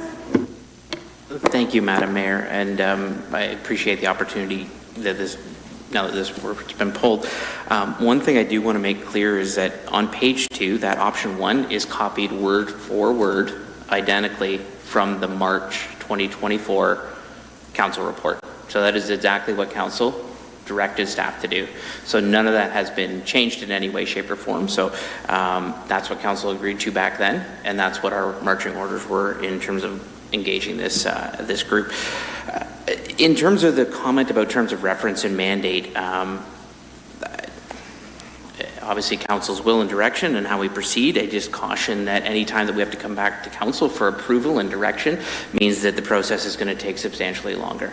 So now we're having to set up timing for meeting, get back to council, report to council about those types of things. To me, the terms of reference and mandate are pretty straightforward in that the overall guidelines that council laid out in that March report, as well as the RFP, state that we're looking for a group that's going to come together and form a working group that's going to represent all of the community and is going to provide an opportunity to engage then with every member of the community that wants to be engaged on this, to be heard, to be represented, and that those involvement, those engagements will be reported back to council. Ultimately, I think the key thing to remember here is that this group and this work is going to bring conversations and opinions and ideas forward to council for consideration. Ultimately, council makes the decision on this at the end of the day. This group is here to provide context, and I think we've heard loudly that we feel that or some feel that the previous iteration of engagement was skewed one way or the other to represent different groups more substantially than others, and we are very cognizant of that. So to that point, the mayor's asked me to sort of highlight, and I think it's a good conversation that we had a couple weeks ago, how we intend to keep council apprised of the work that we're undertaking, and that's on page 3, the center section there, the project management. And that's really about keeping council apprised on a regular basis of the work that's been completed. So who have we engaged with, what methods of engagement, how many people, what kind of feedback we're getting, not in a specific sense, but more in an aggregate sense. Are we getting good engagement? Are we hearing from lots of people? Have we had good attendance? And then giving them an idea of what's coming up in the next 2 weeks in terms of specifically planned events or engagements, work that's being completed, information that might be shared with the public, and allowing council to have an understanding of what that overview is, and then also looking out that 3 to 4 weeks, what's coming up further down the road. And the critical thing to remember about this is that while council through this reporting isn't able to give directions, because it's not a council meeting, it's an information that we're sharing with council, this is information that's available to the public. We're providing it concisely to council in a timely manner. And if at any time in the road, council feels that the process is not moving in the way that they had hoped or had felt it was appropriate, they can bring us to council and ask for an update, ask for a conversation, ask for a change in direction. To me, I think there's plenty of opportunity to have engagement between administration and council to ensure that we're all on the same page and we're all moving in the same direction, and that if something does go in a different direction than council was expecting, we can get it on the next agenda, we can come to council, we can have a discussion in front of council, we can get a change in direction. That's my preference, simply because, like I said, if we have mandates to come back to council at specific time periods, that adds time. It just, not the council, I want to blame council for slowing us down, but there's procedures that have to be followed in terms of getting on agendas, and those timelines might not line up, and then next thing, we're delaying something by 2 weeks to meet a council need to be on an agenda for an item that maybe isn't going to have a lot of conversation. So that's my view on how we can move this forward, and there's going to be lots of conversations over the next few months. I know that, and I know there's going to be lots of times where we have to come to council to have some further conversations, and I look forward to those as well. Thank you very much. Before we get to the amendment, I realized I need a mover and seconder for the main motion first. So moved by Councillor Wilkinson, seconded by Councillor Martin. We will go to the amendment, and looking for a seconder on the amendment. Councillor Dunstall. Can I ask a question? Yes. On that, thank you, through you, Mayor. I want to make sure that I understand what the direction currently is. is there direction currently to dispose of the statues and get information from the public? Or is the direction currently to engage the public that want the statues, that don't want the statues, and that are indifferent? Which of those is currently the direction? Through you, Madam Mayor, to the councillor, the direction currently is to engage with the public, to your point, on both sides of the issue and get feedback and get recommendations on how to proceed. And proceeding could be any number of things, from disposal of the statues to putting up the statues and continuing with the project as originally envisioned, and anything in between. So really it's to engage, get the sentiment, and bring that back to council for a decision. Great, thank you. Councillor Wilkinson? Through the chair, and I appreciate the question because I think that's really what this conversation centered around. And kudos to you, interim CAO, for your framework in terms of how the project will be managed. I think it's excellent. Ultimately, my concern is that I think we need to formalize that wording, because right now the direction, based on what I can find, is that we could maintain current direction. And further down, the second paragraph is advance the work done by the First Peoples Group. I think a lot of the concern was about the consultation that they did and the recommendations that came out of it. So I think that what you're suggesting and saying in good faith is that we will move forward and have a wholesome conversation. The whole purpose of what I'm putting forward here is that we formalize that so that it is written, so that we can go back to it and the public can see it as well, that we intend to take into account all opinions on this project. So that's where I sit with the amendment. So just to get everybody on the same page, if the clerk could just confirm that what he has recorded is encapsulating what you would like to see, Councillor Wilkinson. Through the mayor, this is going to be a joint initiative between myself and the councillor. What I have right now is that the amendment is that council be involved in the terms of reference approval, and that the following questions be asked as part of the terms of reference. Do we dispose of the statues, and how? Or do we display the statues with an educational component? Did I capture that correctly? Through the chair, it doesn't necessarily have to be an educational component, but do we continue to display the statues, and how? And do we include, we want to capture folks that are indifferent as well. If I may add, in terms of comment here, I think the ultimate thing is yes, we want to get this done within a reasonable time frame, and we don't want to add to a ton of workload, but I think this is important that we get this done right. And if we have it formally written out, I think everyone in the public can have faith in the fact that we are approaching this through a lens that everyone will have the input. Okay, is there a seconder for Councillor Wilkinson's amendment? Councillor Dunstall has seconded. Are there comments on the amendment part? Councillor Cressman first. No, I was specific. Oh, okay. Through you, Mayor, I was specifically looking to Councillor Martin, who's on that original committee, to select or to put the RFP out to get his understanding, because I was equally of the opinion of the amendment that that's what we had instructed and intended, that it referred back to the First Peoples Group recommendation of a working group, but not the terms of reference of that First Peoples Group. So I always interpreted that phrase to mean the establishment of a working group, but not necessarily the path that they were, no pun intended, the path they were following. Councillor Martin, if you would like to answer that, and then you can go into your questions as well. Thank you, through you, Mayor Sallin. And I would follow in line with what Councillor Cressman is talking about, that this is how I've understood the whole process, that it's a process to help us engage the public, to help us make decisions. And so with regards to the amendment, I would vote against it. I would be concerned that it's limiting, because it's either saying we're going to dispose of the statues or we're going to display the statues. What if there's a third or a fourth option? And so I think that's one or the other, and I would worry that the amendment already starts the process by limiting the scope. And I think the scope should be wider rather than narrower. Councillor Wilkinson? Through the chair, I understand where you're going, and I'm not suggesting that one of those has to be the predetermined outcome. I think ultimately what we're getting at here is that I think council needs to have involvement in final approval of the terms of reference.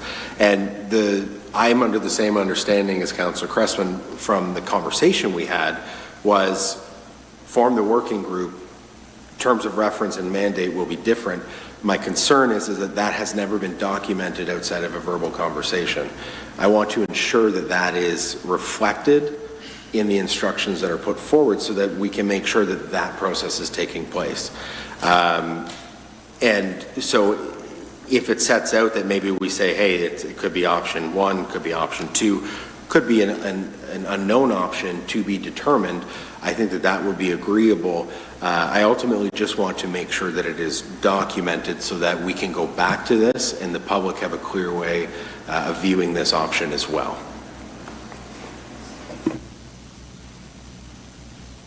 Thank you. We're going to go to Acting CAO Clark first, as he just wants to technically clarify who's setting terms of reference. I think one of the things we need to remember in the methodology that we've approved here is that the working group will be brought together and they're the ones setting the terms of reference. And so if we bring in council to set the terms of reference, then we're creating a bit of conflict in the process because we have a working group that we're asking to come together and form and create that terms of reference about the work that they need to do. And then at the same time, we're going to come back to council and ask council if that's okay. I struggle with how that meshes, I guess. I understand if council definitely has concerns and wants to make sure that we get the terms of reference right. I'm struggling with how we do that when we've put in the process that the working group is going to be developing those terms of reference and then say, but they have to come back to council for approval. Councillor Martin. Thank you, through you, Mayor Sallin. And following up what Acting CAO Clark has talked about, I would also wonder, does that change the way we've advertised the RFP? So we've put the RFP out, we've said that we want to, and as it's listed here, create a working group comprised of a balanced representation of individuals and communities. So yeah, that would be my worry, is that we're now changing it after we've put out the RFP, and we've made a decision as to who we want to go forward with. So, Councillor Cressman. And so I guess my simplistic conclusion, through you, Mayor, sorry, I keep forgetting that, would be that with all outcomes considered. And so that's what you're asking as a friendly amendment to the amendment would be, instead of the two questions either or, but do it as all outcomes considered? Councillor Wilkinson. Through the chair, I'd be willing to accept that if it was in addition to obviously maybe suggesting those initial, because you're right, we don't know what the final outcome or suggestion would be, but I think those are starting points. Is it continue down the path, change course, or is there another option, and what can that outcome be? But I think for, against, or other outcome, or all outcomes considered, needs to be done. But I think ultimately, again, at the end of the day, the term of reference needs to come back to council. And we have a group. They've been tasked with helping through this process. So I don't think it fundamentally changes the RFP and what was put out. But I think, very similar to when we set a term of reference for, say, the Candidate Day Committee, it came through council. We determined what that task was. And ultimately what we hope to see out of it, right? What the conclusion will be, that's for them to determine on their own. And ultimately, my understanding is we'll have final say, but we'll take that advice. So I'm open to maybe wordsmithing that a little bit, if you will, but I think it's very important that we have that input on what this term of reference will be. Councillor Dunstall. Thank you, through you, Mayor. I'm trying to understand what you're saying, Councillor Wilkinson. I just want to make sure, and that's why I wanted to get this on the floor. Director Clark, you have said, and I believe that there will be, the working group will ensure that there are all voices at the table, correct? So when they do their interviewing of whoever's going to be on this council or on this committee, it will be people who want the statute. It will be people who do not want the statute, and then I don't know if there's a third. So that is the criteria, correct? So both of those groups will come to some kind of decision or will come to us with information, and then we decide whether the statutes stay or the statutes go. That's currently what we have. Okay. You want to get the language in there to make sure that that's the case. Why do we have to bring the terms of reference back to council if we have that language specifically in there that all all options need to be considered? Why do we need to do the terms of reference? Councillor Wilkinson. Through the chair, I think the overall conversation that we had in the March meeting in terms of how we would move forward is not reflected here. I think it's important that we have a balanced representation, and it does need to be reflected before and against. My concern is that if this group that we've engaged to do the work forms a working group, but they're only able to find individuals that are opposed but not for, then we're not going to follow the process properly. They will not go out and consult with everyone and make sure that all opinions are brought to the table here. The concern is that ultimately the option put forward is maintain current direction and further the work of the First Peoples Group.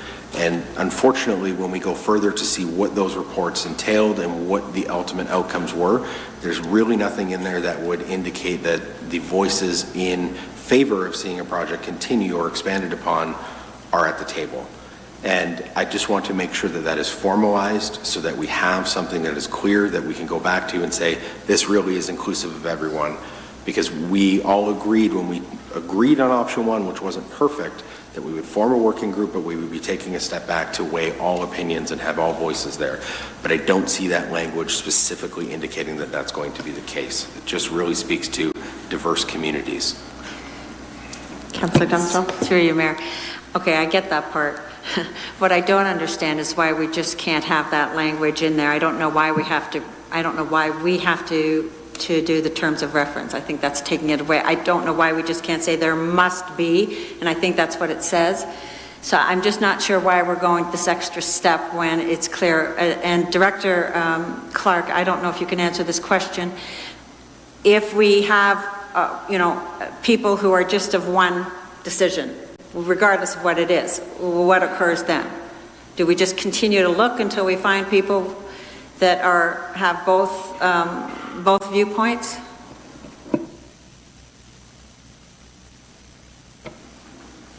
So, through you, Madam Chair. The first step in the project in phase one is stakeholder mapping and outreach.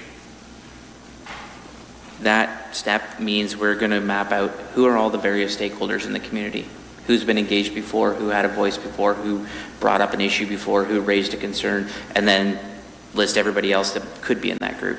And then outreach, reaching out to them. So putting out information about how they can become engaged, looking for people that want to be engaged. And there's a number of different channels they list in here and all that. So basically trying to cast as wide a net as possible. That working group then will be invited from those people that express interest, and they'll be interviewed, and there'll be a decision-making process. Ultimately, the diversity and the value of this working group is based on the people that step forward to participate. And that, if we see we're not getting engagement, that'll be one of my first reports back to council. We're not seeing engagement from this community. We're not seeing voices from this community. So that's on me as a project manager to make sure we're getting engagement. You know, there's a lot of work involved in this that's back and forth. And so, you know, to say, what would we do if we didn't get one group speaking up? That's a bit of a theoretical. I would hope we'd never get to that point, but we do a whole bunch of steps in between to make sure we do try to give everybody an opportunity to make sure they're aware and engaged. We understand the critical nature of engaging this project and making sure that we have a path forward that, you know, at the end of the day, council's given good information that's been gleaned from the entire community at large and has the information they require to make a decision. So it's on me as a project manager to make sure we fulfill that mandate. And I feel like it's here. Obviously, I will leave it to council's discretion. Councillor Wilkinson? Through the chair, to comment on the terms of reference and why it's important, I think ultimately we've decided that this is the group we're going to entrust to perform the consultation. If they go out and they decide or they form a term of reference that isn't agreeable to council and they start work and start down a path that we're looking at and saying, this isn't at all what we want, or this isn't going to advise us on what the community wants, we've essentially wasted money and time and we don't have anything clear. So I think it's important that we see that term of reference so that we can ensure, yes, you are indeed working on the correct task through the right framework and your mandate is clear and it will bring back to us the information that we require to make the ultimate decision. Because this will fall into us, so we want to make sure that what we're seeing is the work that will inform us. Councillor Dunstall, and then I'm going to go to any councillor who hasn't spoken. And Thank you. Thank you. So we could have currently it's going to be the group that does the term of reference, correct? So we could have the term of reference approved by council? Is that what you're saying? Or you want to do the term of reference? Approve? To approve. Through the chair, I'd like to see the term of reference brought to us before they start that work. Okay, all right. Councillor Sadhu? Yeah, so essentially what I'm hearing in a very roundabout way is we want to make sure we're doing it right and we want to get as large of a scope as possible. To Councillor Wilkinson's point, yeah, I guess if it is in writing, then they are somewhat bound to it. And I know on this side of the horseshoe, or all around the horseshoe, we want to make sure we get this right. This has been troubled since day one. I would argue that the council of the day didn't do any of this or have a thorough engagement of the project or not. My worry was at the start of the conversation that we would be narrowing the scope, but with Councillor Cressman's suggestion of having an open-ended wording at the end of it kind of pours water over that, so it leaves it open-ended, and at the end of the day, this is going to be a council decision, so having some sort of input on the terms of reference, I don't see that as a negative. Something in writing that holds us accountable and holds the consulting firm accountable too. Okay. Thank you, Councillor. I believe every councillor has now had an opportunity to speak. Is there anyone who has words they really need to get out before we vote on this amendment? I'm just trying to be cognizant of the fact we're still on our consent agenda item and we have multiple reports tonight and it's past 9 o'clock. Councillor Wilkinson. Through the chair, can we maybe, clerk, do you feel like you have a recommendation there that would encapsulate what we've discussed here? Yes, to the clerk, please. Through the mayor, I think I do. So there's been a few changes through friendly amendments, and of course, the acting CAO also made some comments that I think should be reflected just in terms of clear direction. So what I have right now is that council direct the working group to bring forward a draft terms of reference for council approval, and further that the terms of reference comment on all options with respect to the future Prime Minister's Path project, including asking the questions, does the township dispose of the statues, and if so, how? Or alternatively, does the township continue to display the statues, and if so, how? And all other options considered. Okay, so you'll add the and all other options considered. Perfect. Seeing no other questions or comments, we're voting on the amendment first. So all those in favor of the amendment? All those opposed? That carries. And now we will vote on the motion as amended. All those in favor? And that carries unanimously. On to our reports for the evening. We will go right into report 14.1, and the recommendation is that report COR 2024-50 Nithview Long-Term Care Home Grant request be received, and that staff include funding in future budgets to provide a grant to Tri-County Mennonite homes equal to their required annual development charge payment related to the current Nithview project, and that staff enter into a formal agreement with Tri-County Mennonite Homes for the purpose of supporting the construction of the new long-term care facility at Nithview. Just noting that we do have Councillor Martin and Councillor Cressman noting a conflict, so they will not be engaging in this part of the conversation.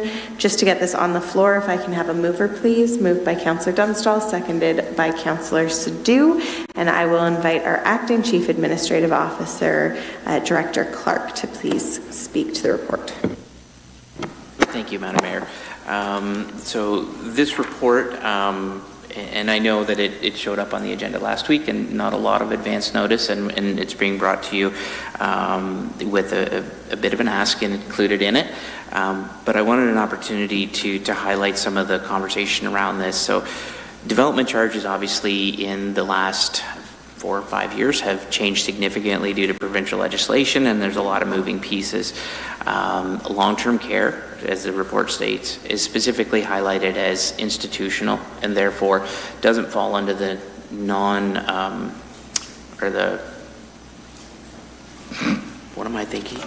not-for-profit, thank you, Howie, my mind just went blank, not-for-profit exemption. So there's a bit of clarity on that. And so that is really why they're in front of us today, is looking for that exemption to help their project. And I know there's been some conversation around amending the bylaw, bringing in other different things which we've addressed in the report are neither timely nor necessarily the best way to deal with this type of request. And so what this request really comes down to is a couple of things. We have an organization that's attempting to add approximately 63 beds to the long-term care supply within our community.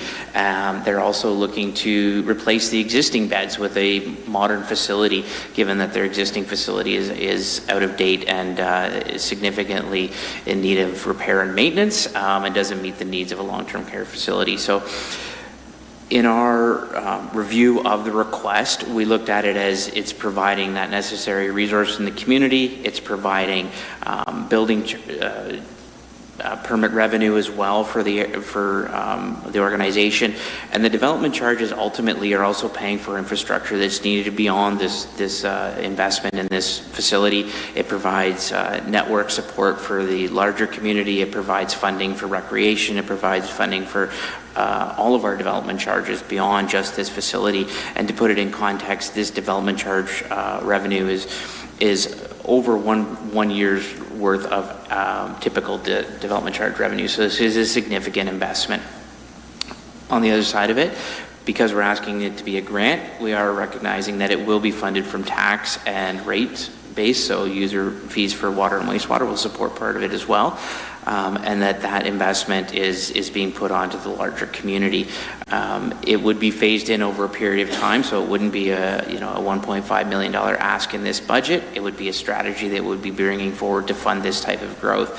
And one thing that didn't really make it into this report is, in my previous experience at the City of Guelph, where I was intimately involved in a lot of these types of conversations, we had strategies in place to facilitate these types of asks. So whether it's exemptions through the DC Act itself, or exemptions that were requested through other nonprofits in different types of housing or development pre-DC changes, we had funding in place to support this, knowing that growth doesn't pay for growth, and that sometimes the township or the city needs to step in and support that growth to get it to a place where it can happen.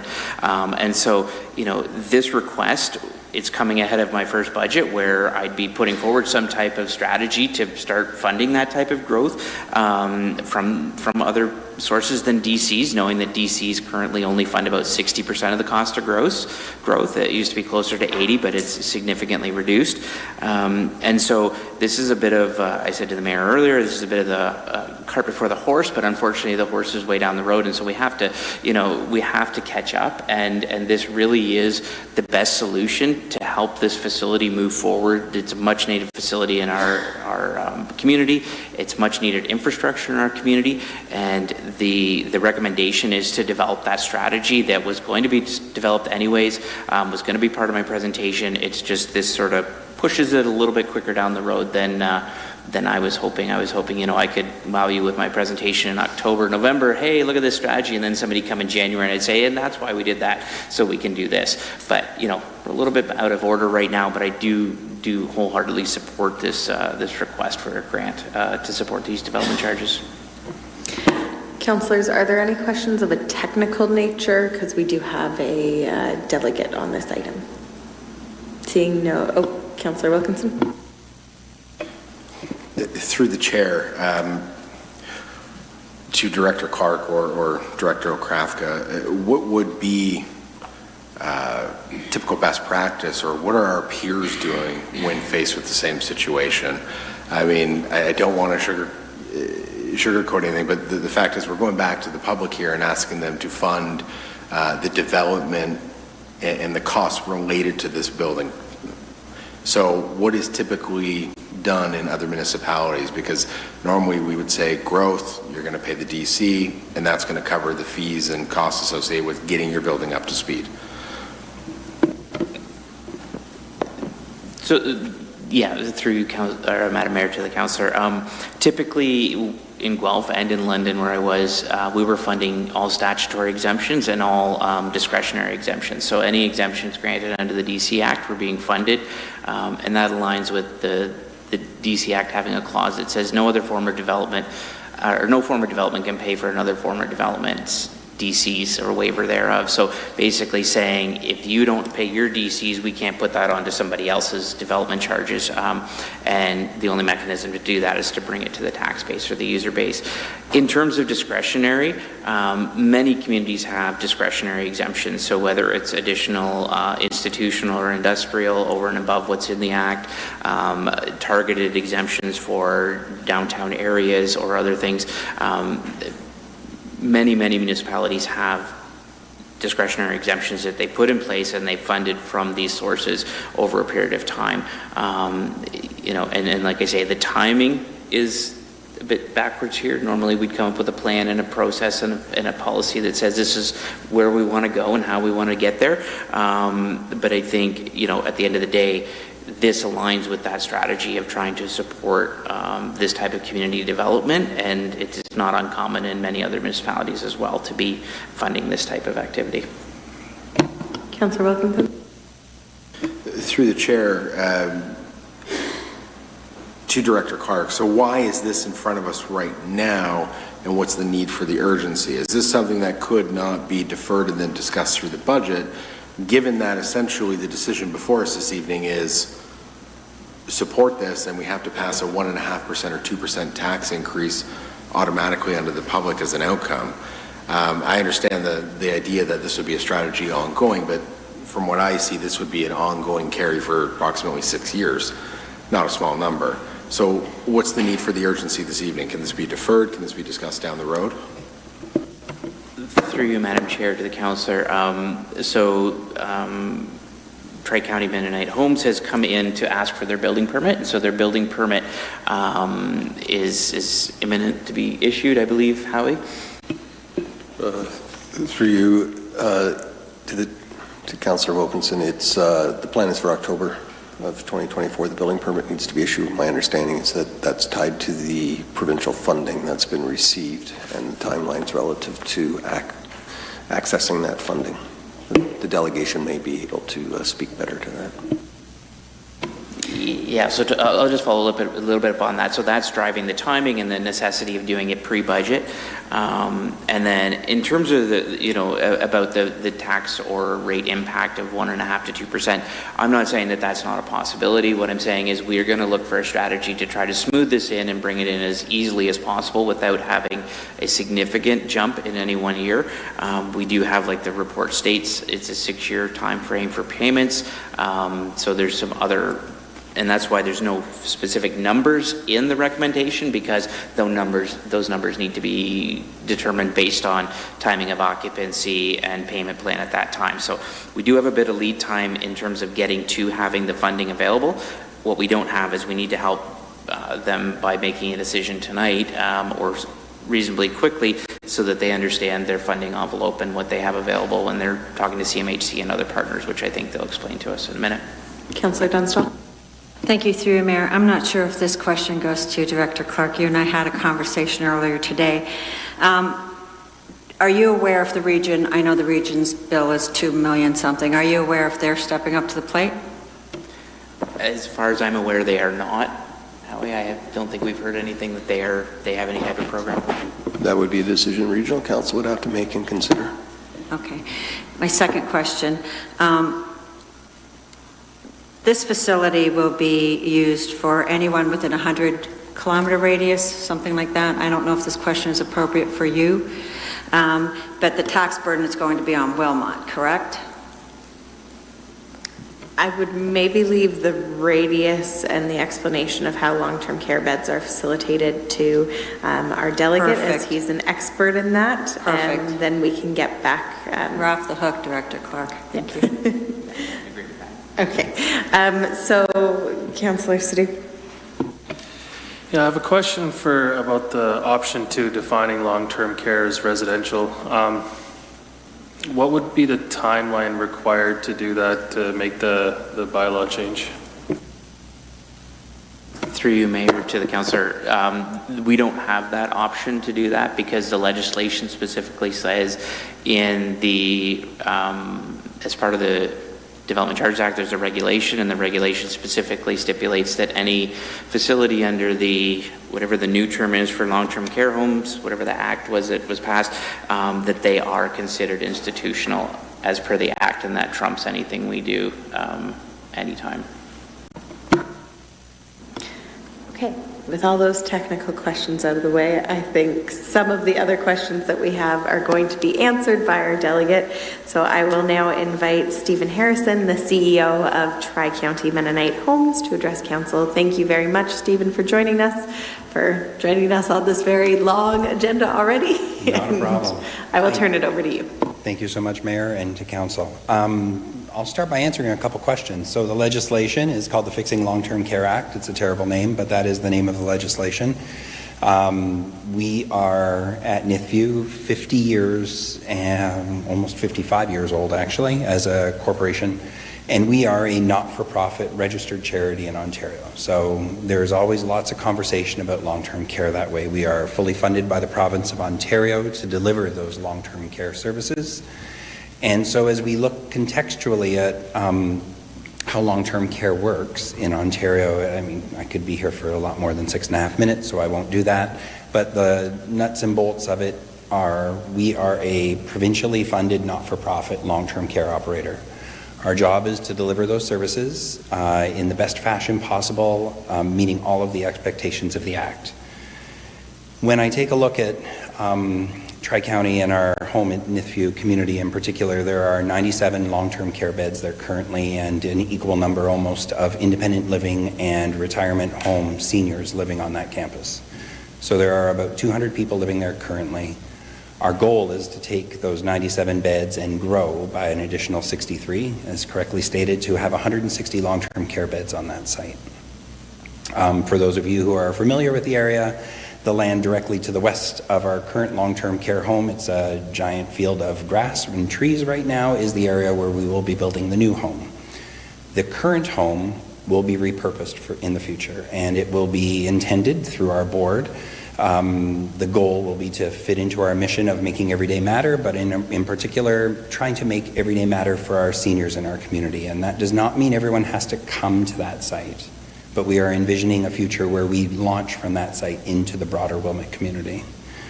One of the questions that came up was a radius upon which people can come to long-term care in New Hamburg at our site. There is no predefined notion. There are pieces of legislation that talk about, Bill 7 in particular, which talk about the movement of individuals out of alternative level of care beds in a hospital into long-term care homes throughout the province. Different conversation entirely. Ourselves, as operators of long-term care, we actually don't determine who goes on our wait list.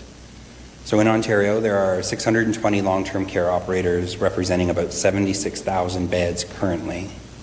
And the wait list in Ontario for long-term care currently sits, as of last month, at 47,000 people. So our growth will enable people living in and around our community who desire to age gracefully in the community and age in an environment that they're comfortable with, to place us as their number one choice for long-term care placement. We don't get people living in Kingston or Toronto or Cambridge wanting to come to New Hamburg. We get people who grew up and lived in Wilmot Township who want to come and age and pass away at Nithview. So as we take a look at this, our current wait list for the general region surrounding us is about 475, 480 people as of July. More than 1/3 of those people have Nithview listed as their first choice for a place to come to. Given our current length of stay and the length of time which people live on our campus, the person in the middle of that cluster might be waiting up to a year and a half. To give some context, in Ontario, if you are in crisis in a hospital seeking long-term care placement, your average wait is about 126 days. If you're not in crisis, your wait can be up to 2.5 years. So what we're trying to do is create an environment where local residents from Wilmot and surrounding areas can come and age and be near their family and in a community where they actually want to be. So that's where our growth is at. Couple of questions that I figured would come up is, what happens if this grant doesn't move through?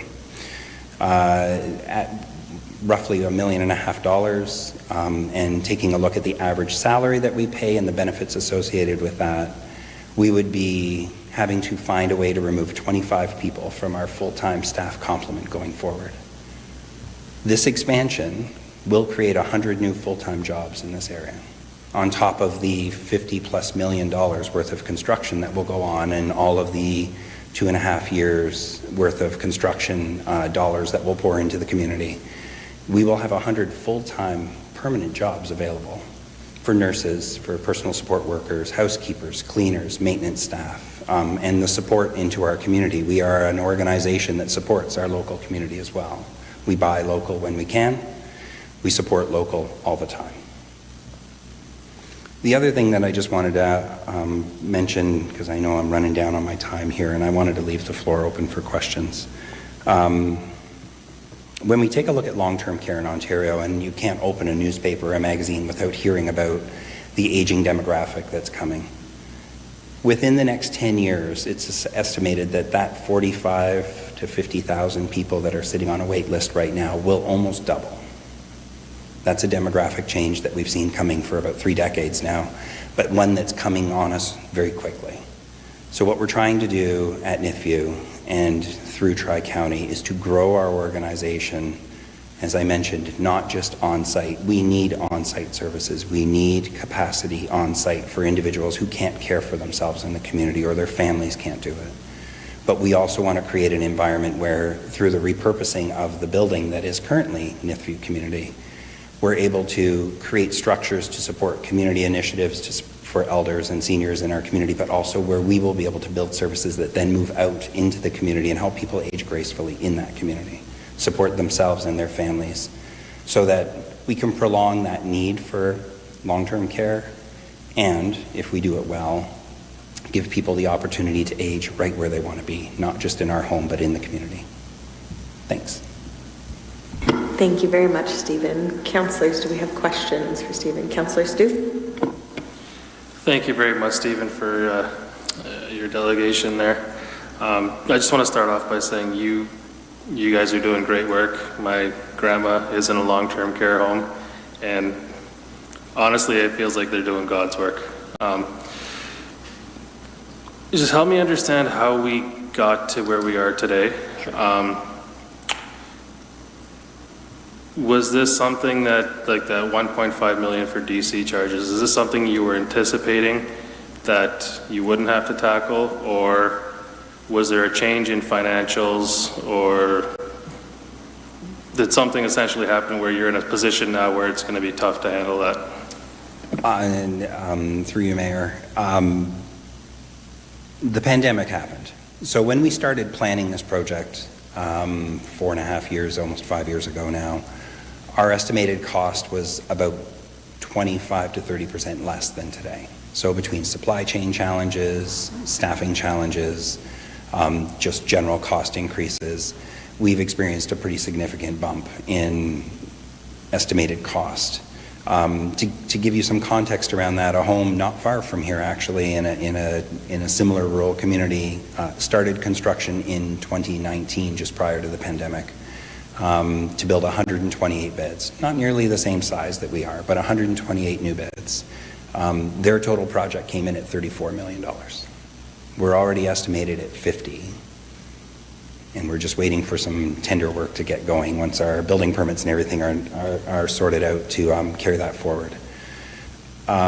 So yeah, we weren't expecting a pandemic. I think it had an impact on all of us, and so this is one of the factors. I think the other one is the rapidity. Why now was one of the questions I think Councillor Wilkinson asked, and the answer to that is the province of Ontario has committed an enhanced construction funding subsidy. Once again, there's a book, it's a book, like an old phone book worth of detail behind this. Not like a Google phone book, but like a real one. The long and the short of it is, if we achieve a milestone of having our tenders reviewed and going to the province and committing to construct by or before the end of November, we will be in line to receive an additional $8 million from the province for this project. If we miss that, we are foregoing that $8 million, and to be honest with you, it will also then compel us to decide whether we can even proceed. So, not wanting to get in front of process at the township level, but recognizing that there is a significant commitment sitting before us from the province that will help grow this community, is why I'm standing here tonight. Councillor Dunstall. Thank you, through you, Mayor. Thank you for your presentation. I know that, or it used to be, that Wilmot had a slightly higher average of seniors than the provincial and the national, so I understand the need, and I'm sure you appreciate that we had a relatively large tax increase last year, and I don't see that changing in the near future, and so this is a substantial ask. I understand the need, but it is a substantial ask. I just wanted to, that's an extra 2% or whatever we're looking at, in addition to whatever else we have to add, is going to hurt a lot of people. So I just wanted to put that out there. Thank you. Thank you. Councillor Wilkinson. Through the chair, I will echo the comments that Councillor Sadhu has made here in terms of you're doing God's work, because I look at my grandfather's in a long-term care home, and it certainly can't be easy day in and day out, and it takes special people to do that work. So we certainly appreciate what you do and the business you're in. This is really tough to try and balance, because on one hand, if you're familiar, have been keeping up to date with what's happening at the township, we're in a really tough financial position ourselves. So to go back to the tax base right now to ask for support on this is a really big ask, and one that I'm truly struggling with. I perhaps pose to you a question that would be hypotheticals, because there is certainly a portion in here where the region potentially will ask you for $2 million. So say, for instance, you're successful this evening in getting a grant for 1.5 million. What happens then if you go to the region and they insist that $2 million needs to be paid in full? That's a bridge we're going to have to cross when we get there, but my goal is to go and work with the region to get them to understand the pressing need that we face. The reality is the Region of Waterloo has not been overly accommodating to elder care development in the waiving of DC charges. That's just the stark reality of things. They have been inflexible, I think is the best way to put it. And so I don't stop without trying, but I am certainly going to make that pitch and that effort forward. But they are also a region that has a multitude of long-term care homes in it, and what I hear frequently is, if I do it for you, I have to do it for everybody else. And so we are working very diligently around how to move this forward. We are not unable to proceed without the region's without the region changing their mind. There is precedent across the province for regions to step back and support. There are small communities, Iroquois Falls to the north, for example, has committed $3.3 million to their build in their community, and they're going to do it over an extended period of time. I think their time frame is somewhere between 7 and 10 years. But their commitment is there because they need those beds in that community. There is nowhere else for people to go. And from here, our next closest long-term care home, truly, one of them is one of ours in Stratford, but you're looking at 25 to 30 kilometers in any direction. And the aging demographic is not only the individuals who are moving into care, it is also the families who are trying to support them while they wait for that care. And so what we're trying to do is create an opportunity for families to have support in the community while they're in that waiting period. The other piece that I should probably mention is that we are not in control of that wait list either. So when you put your name forward on a wait list for long-term care in Ontario, you do it based on a number of personal factors, and generally it's individuals from a local community who are looking for a local home, but that is managed centrally through Ontario Health and through the provincial ministry. And so there's no cherry picking on our front or anything like that. It is literally first come, first serve, and who's in most crisis at the time. And we work with our colleagues in home and community care for that placement. But, you know, as I look not only at Wilmot, but I look at the larger demographic that is starting to shift throughout Waterloo region, I think there is a need for us to really work better together. And so I'll be knocking on the door of the region very shortly to have this very same conversation. Councillor Wilkinson. Through the chair, I can appreciate your response, but I guess the key point in what you just mentioned there was that if the region doesn't back off, if they're insistent, you are not unable to proceed. So you can carry on with the project is what you're saying. We will in the end have to make operational decisions about how to do that. So the concept of value engineering comes up where we're going to start stripping things out of the building that we really don't want to in order to make this happen. And we're going to have to make decisions around staffing levels going forward, which in the end doesn't serve anyone in care well. So our job is to try and do the best that we can up front, because it's like anything. It's just a house until you move into it, and it's what you put inside of it and makes it a home. And that is exactly the model that we're trying to follow right now. Councillor Wilkinson. So through the chair, hypothetically, if the region doesn't back off, what if we maintain status quo as well? Are you still able to proceed? Not without consequence, and it's going to force us to probably go back to the drawing board and take a look at a few pieces, potentially jeopardizing our timeline. If we don't redevelop before the end of October, before the end of November, get our paperwork into the province and are prepared to move forward, there is a strong possibility that Nithview community will not be in Wilmot Township going into 2025. We are compelled to redevelop by law. It's not an option.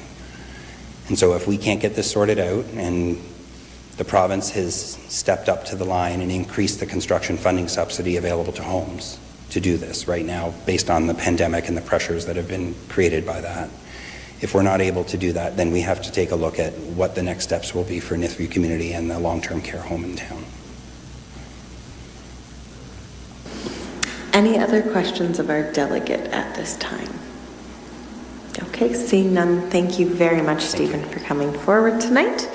And councillors, we will get into the debate component. So Councillor Stu. Yeah, this is it's not an easy pill to swallow as far as the $1.5 million goes, but as far as I'm concerned, DC charges should never be charged for daycares or long-term care homes. This is a core need. We all need it. We're all going to get old. I have been wrestling with this one, but just at the risk of not losing such an important asset to this community. Yes, it is a hit to our tax base, but it is also one that I can go to my residents with a straight face and say, you might not need it now, but you will need it in the future, and sure enough, you'll probably know someone who needs it too. It is an expense, but the people using it are longest serving members and residents, and we can't risk losing it, and this is an investment in our future and into our residents. Any other questions or comments at this time, councillors? Councillor Wilkinson? Through the chair, to Director Clark, I suppose if you put your CFO hat on, again, reviewing and looking over this, it's not just 1.5 million, because what we're looking at is essentially financing this over long term. So what is that debt cost going to be to the township? Through you, Madam Chair, was the question about debt charges? I'm hopeful that we don't have to issue debt to support this, that we'll be able to cash flow it, given that occupancy most likely wouldn't occur for at least 3 years. And so we should be able to cash flow it without having to borrow for this level. Hopefully we all work together, and over the next couple budgets we build up some reserves, and then we have some cash flow, and then I don't have to borrow. It would be my ideal that we wouldn't be going out to borrow for this, because it is payable as well. As the report states, we're providing them with the grant as they make their DC payments. So if their first payment is $200,000, then that's what we're granting them in the first year. We're not granting them the entire money up front. It's annually. We're going to be granting them based on the timing of their payments. Councillor Wilkinson again? Through the chair, I mean, I'll be honest, I'm still having a hard time in wrapping my head around the ask, especially a very short time frame to go back to the community and explain that we have to pass a 2% baked in increase to the tax base without really getting a full handle on the situation or get a full understanding from the constituency and the stakeholders whether or not they would support this. I think Councillor Dunstall had a very valid point in that we're essentially asking our tax base to fund the expansion of this home, and we could really take on residents from anywhere. It's not necessarily going to be individuals that directly come from this community. Now, I realize that that would also apply to, if we were on a waiting list, you could go to another part of the region, but it is a big ask to be baked in, and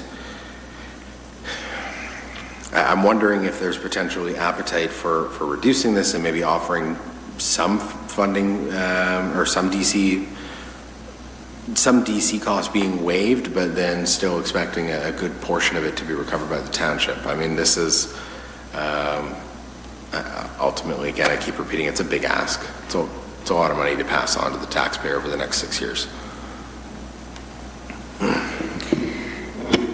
I will take that as a comment. Councillors, any other comments or questions at this time?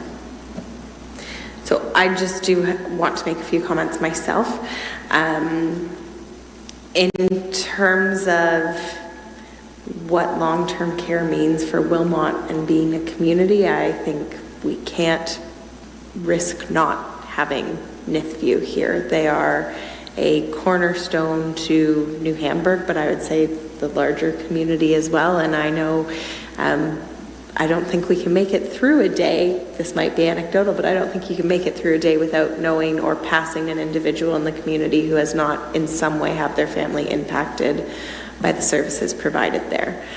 When we are talking about development charges, Councillor Wilkinson, I can appreciate your comments that you don't want, or you're struggling with the tax base taking on this growth. However, development charges are in fact collected so that we as a municipality have funds to put in other community benefits. So the DC charges are not going directly to benefit the residents at Nithview or only benefit them, but they could be for a third ice pad, which frankly, if you're in long-term care, I would be astonished if you're out there on the ice pad. It can be for the new fire hall that we know we have coming up, or the new fire truck. Like, the funds that are going to be used are going to be benefiting the community at large versus looking at it of only benefiting the residents who are in the long-term care facility. What I do also think is important and don't want to be missed in the conversation, because I know I'm not about precedent setting, especially when it comes to budget increases, but Nithview is a non-for-profit long-term care home, and I think it would be a very different conversation, at least in my opinion, if it were a for-profit long-term care facility looking to waive their DCs. We know that housing affordability and the need for housing is right here in Wilmot, but also across the country, and that in my mind does include long-term care beds and having proper care for people. I also wouldn't want to be the reason that quality of care declines at our long-term care facility if they have to start looking at cutting back different rules in order to accommodate a fee that at the end of the day, like I said, is going towards our reserves that help the community at large. I do agree that yes, it may be rushed, and I don't love that it is a pre-budget ask essentially. However, we all know the province loves to make decisions on a dime, and so when there is $8 million dangling on the line, I also don't want to be the barrier to our community benefiting and accessing that. And then I also look at the economic outcomes as well. Long-term care is lumped in with healthcare, which we know healthcare services do bring other businesses to communities, whether that be the staff who stop in to get lunch or grab food along the way, or stop even at our gas stations on their way in and out of town to work, as well as I think the opportunity to bring 100 more jobs to Wilmot is fantastic, and that was full-time jobs. I also know that there's a great relationship with our high school and students co-oping with Nithview. I think that there is intrinsic community value to ensuring that we can support our one long-term care facility in Wilmot through the tax base as a whole, seeing this as a benefit. And like I said, the actual funds itself are benefiting the community as a whole as to how council later decides on how to invest them. That's just my comments on the whole summary of all of this. I absolutely appreciate that there's also an affordability issue and that we have budget pressures. I am not ignoring that in my decision, but I will wholeheartedly be supporting this, as I do genuinely believe that this is critical to our community that we have. Are there any other questions or comments? If not, I'm going to call the vote. Councillor Wilkinson. Through the chair to Director Clark, are there options on the table in terms of budget cuts that can help offset some of this? Sorry, Madam Mayor, could you repeat the question? Through the chair to Director Clark, are there options on the table that exist right now that you can identify that we can cut from the budget that will help offset the impact of this?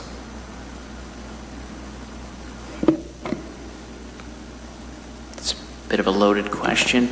I would say to be fair, we're asking for a 2% increase and a $1.5 million waiver of DCs. That's voted in itself. I guess what I would say is that when the budget's presented, the impact of this decision will be measured against all the other requests. And so it'll be very clear. We won't be hiding this in the budget, so it won't be just some line item that sneaks through. It'll be right clear. You'll be able to see what is an equal comparable ask in other areas. And then it would be at council's discretion as to whether there's things they want to trade off in terms of what's being put forward for new budget requests as well as existing services. So I think, you know, to say, are there things that could be cut? Definitely. There's things that could be traded at that point in time when we get there that you could say, you know what, we made a decision and now we need to make a different decision on something else. That is 100% fair. And I think that will be part of what council has to decide when they get there is we've made a certain decision in year. We used to call them in Guelph in-year council decisions, and we'd tell council how many of those they made, and then they'd be shocked that we let them do that. But, you know, that's sort of the way it goes. You make some decisions, we get to budget, we present that to you, and then you make other trade-offs. So definitely there would be opportunities for that. Any other questions at this time, councillors? Okay, seeing none, I would ask that this is a recorded vote. Clerk, if you could please do that. And again, just noting that Councillor Martin and Councillor Cressman both have a conflict on this item. Thank you, Mayor. We'll start with Councillor Wilkinson. Opposed. Councillor Sadhu. In favor. Councillor Dunstall. In favor. Mayor Salonen. In favor. The motion carries. Thank you very much. All right, before we hop into the next report, I know that we still have quite a lengthy agenda, but I am going to allow for a bio break. So if we could take 5 minutes, we will resume at 9:50.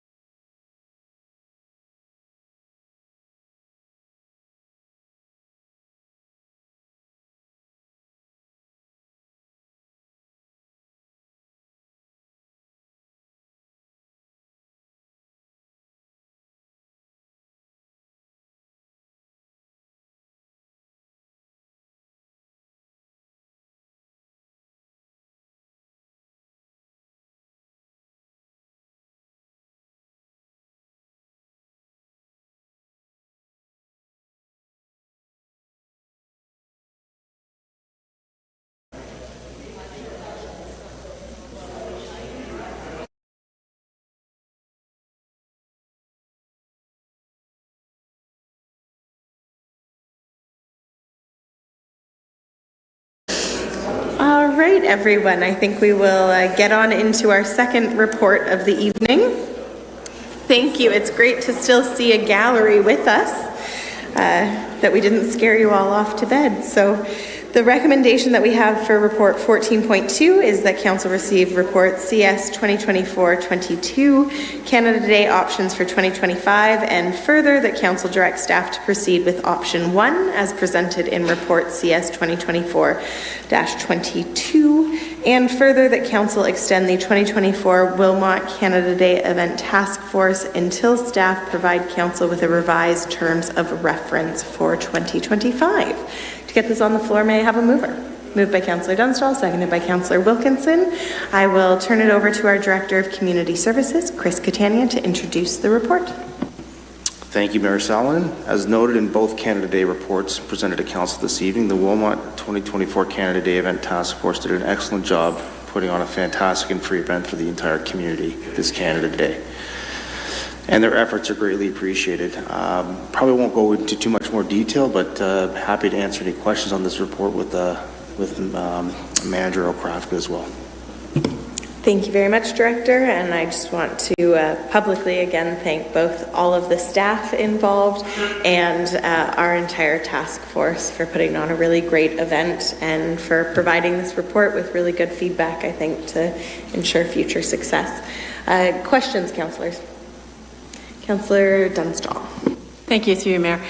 It was more of a comment. I attended a few of those meetings, and I know how difficult it was for the participants, for the committee, because it was run like a council meeting, and so they had to wait. They couldn't really communicate with each other and talk. So I'm pleased to see option 1 removes the township a little bit so that they can operate a little bit easier.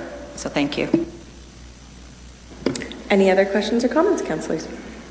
Councillor Martin. Through you, Mayor Salonen, just to echo what's been said, to appreciate the staff for how hard they worked on making Canada Day a success. Thank you.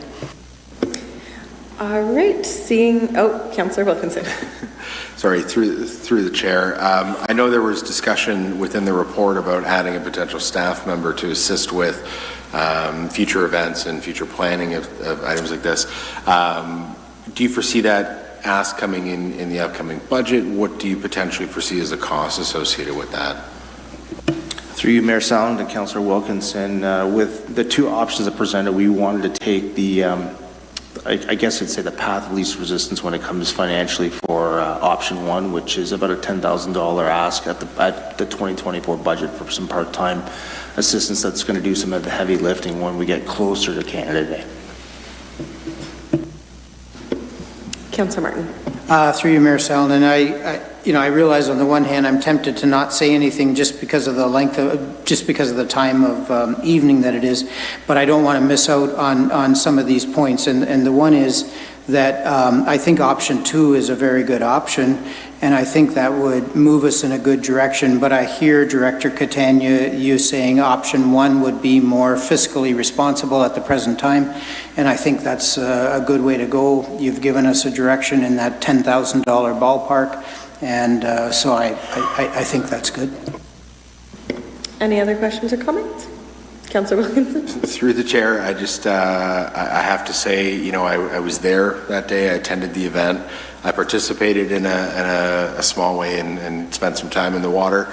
But I do like the recommendations, and I think the township did a great job. So, I think ultimately down the line, I think the idea that this could transition into being a more community-run, fully volunteer fed event is great. But for now, I think, the township has a duty when we look at our peers and we look at what this day means, that we fund it, we make sure it remains accessible and free for all to attend. So, again, great job, and appreciate my colleagues commenting the same. So, thank you. Great. Seeing no other questions, I'll call the vote. All those in favor? And that carries unanimously. On to item 14.3, the recommendation is that report DS 2024-15 be received for information, and that council direct staff to include appropriate budget allocations to facilitate to the creation of an agricultural and Environmental Advisory Committee within the 2025 draft operating budget. To get this on the floor, may I have a mover? Moved by Councillor Dunstall, seconded by Councillor Martin. I will invite our Director of Community Services, Director Catania, again to comment. I'm sorry, there was a typo here. It's actually, which makes more sense, our Director, Okrathka, please. Thank you. Thank you, Mayor Solomon. I will not spend a lot of time summarizing the report. It's fairly straightforward. I trust that it addresses Council's concerns and interest in forming an agricultural advisory committee. We did look at the comparators that we typically use. We use for the procedural bylaw. Recognizing that not all those have agricultural areas at the same rate that we have around here. We also looked at regional municipalities in this area, our abutting municipalities, lower tier, single tier, and upper tier. And certainly the results of that analysis were that Agricultural Advisory Committee as a standalone committee is pretty few and far between across the province. There are some. We were able to find some lower tier municipalities with agricultural advisory committees. And for the most part, at the county level, at the upper tier, or at those single tiers, they tend to be focused more on the policy implementation rather than a specific development application review on a case-by-case, although there was Township of Georgina, which pretty much does it all with their committee.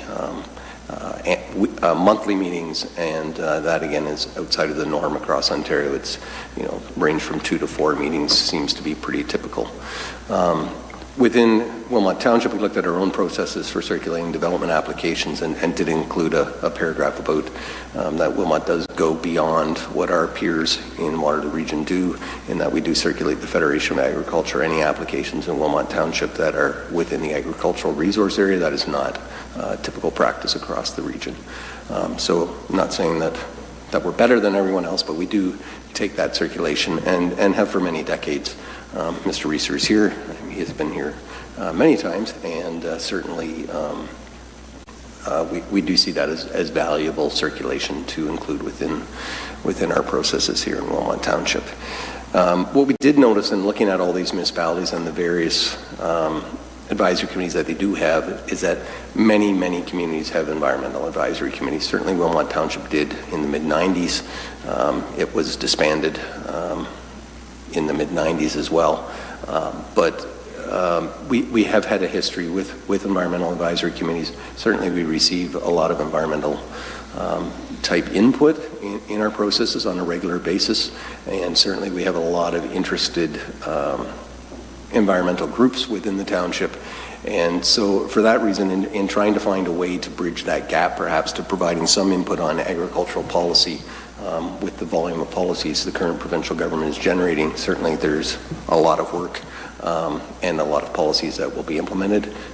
Bill 23 will download planning from the region to the local municipalities, and that will trigger, again, additional policy work, in particular to implement regional style policies now become local policies, and we'll need to do that work. So certainly there is room there for that consideration, and so our suggestion in looking at this is perhaps a blended committee would be something that council may want to consider, an environmental and agricultural advisory committee, to provide a substantial amount of work in that agriculture policy on its own would not necessarily be something that we need a committee for every month or even bi-monthly. So we thought that would be a way to increase the workload, to make it more attractive to people wanting to participate on a regular basis in terms of those activities of policy development. We're suggesting through the recommendation that in the budget we would try to fine-tune some of those costs, costs of meetings, costs of IT staff, costs of municipal staff in preparing agendas, having meetings similar to our Castle and Heritage Committee, similar to our Committee of Adjustment. The Development Service Department does manage those budget lines for those committees, so we should be able to provide a pretty good idea of what a budget would look like. Mileage for committee members, if they're going to visit sites, things like that would form part of that terms of reference. And then council can consider that against all the other asks within the budget and determine the priorities. As we've discussed tonight, there will be a number of priorities, and all those should be weighed against each other in terms of the actual cost. I don't envision that cost to be a significant cost on its own, but it is important that we try to provide you with those numbers. And by that point, we may have more clarity from the province in terms of the implementation of Bill 23 for Waterloo Region. Thank you very much. Any questions of a technical nature? Just noting we do have 2 delegates registered on this item. Councillor Wilkinson. Thank you. Through the chair, I was curious reading through, there was a suggestion that it could be meant, or the meetings could take place monthly. However, there were some best practices where it might have been taking place quarterly. So I'm curious how you guys arrived at the monthly meetings, and maybe it'd be interesting to hear from the delegates as well, or even one of our colleagues who happens to be a farmer here, what an appropriate schedule could look like, as well how that might be amended given harvest or planting season, and how we can take those into account. Just curious. Through you, Mayor Salonen, I think our review, what we're suggesting is if it was standalone agricultural only, it would probably in the range of 2 to 3, maybe 4 times a year, focused on policy. If it was a blended committee that involved environment, with the amount of work that will be coming up in terms of the downloading of planning authority, it could be monthly, it could be bi-monthly. That would have to be determined once we see what actual workloads look like, but it would give, I guess, more substance to the committee in terms of our Heritage Committee, I think, meets probably 6 to 8 times a month. Our Committee of Adjustment probably means 10 out of the 12 months. We don't have applications every month, but so we would go from that process. But if it was Agricultural Policy Advisory Committee only, I guess what we're saying is looking at other municipalities and best practice, you're probably 2 to 3 times a year. Realistically. So that was part of the impetus for, you may wish to consider adding environment to it, or you may choose not to do that. That's solely within council's purview to tell us how you want that committee structured. Any other questions of a technical nature, councillors? Okay, seeing none, we will get into our registered delegations on this item. And our first delegate is Jen Fenning. Thank you, Jen, for joining us and for waiting through all the other items this evening. You'll have 7 minutes. Good evening. It's a lot later than I thought I was going to be speaking, but here we are. So good evening to the council, staff, and my many neighbors who have now gone home. I'm Jen Fenning. I'm a local farmer and the president of the National Farmers Union. I want to thank Councillor Sidhu for bringing forward the motion that got us to this point. It's really important, and I want to also thank staff for their work on bringing the recommendation to council tonight. Across the country, farmland is being destroyed. Governments of all political stripes and levels have taken this relatively rare resource for granted, allowing the precious topsoils to be scraped off and scattered to the proverbial winds in order to allow various kinds of mining and development to take over the land that feeds us. While the resources mined and developments built serve a purpose for our societies and infrastructure, they are not of a superior value to us than the basic necessity of food. We need food. Many developments and mined resource needs could be accommodated in other ways that do not destroy farmland and soil. The lack of regard for and understanding of the value of farming, farmland, and soil is yet again evident in the report coming to Waterloo Regional Council on Wednesday. One of the statements that sums up that disconnect is found under the report highlights, and I quote, "This initiative aims to secure generational investment that will result in thousands of well-paying local jobs and further economic prosperity in Waterloo Region."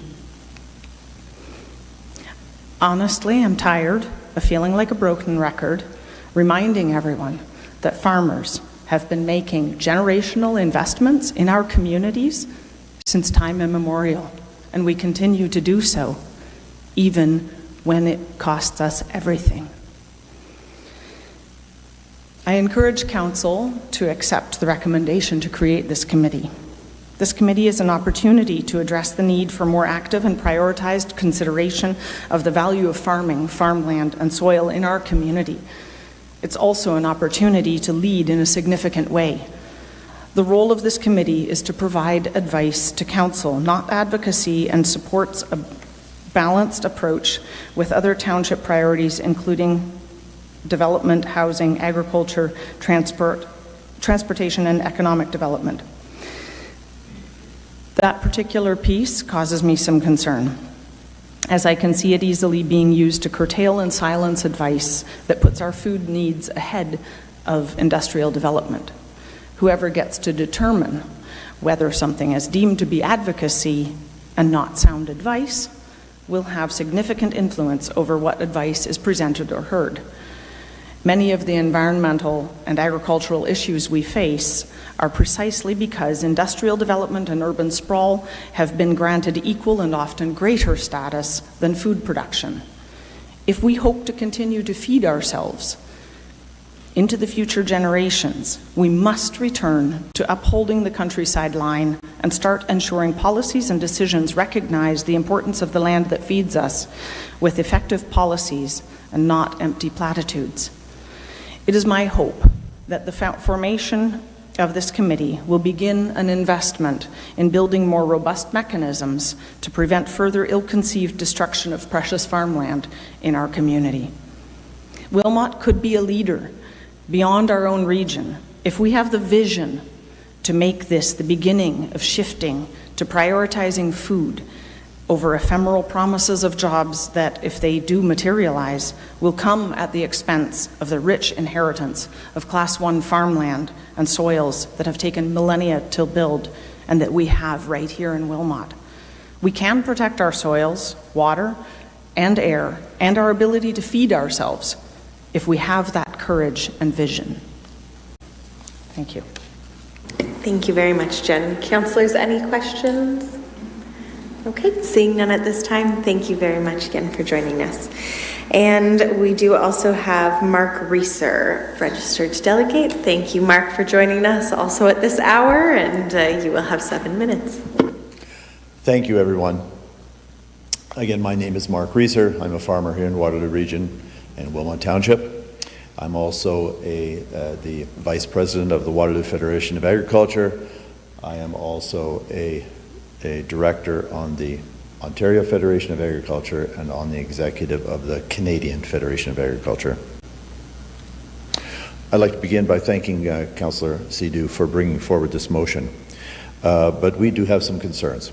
And I would start by saying the Waterloo Federation for more than 30 years has acted as the advisory committee to not only this township, but as an ag advisory committee to the region of Waterloo and all the other townships. We have submitted and participated in more than, well, I would say hundreds of submissions and letters to the townships and to the region. And we spend probably 90% of our time at our monthly meetings dealing with development applications, planning, and policy issues. That's what we do. We are an ag advisory committee, not only to this township, but to the region, and at times to the province. We have some concerns specifically with regard to this proposal. They are, and I will list them, a loss of an ability to advocate.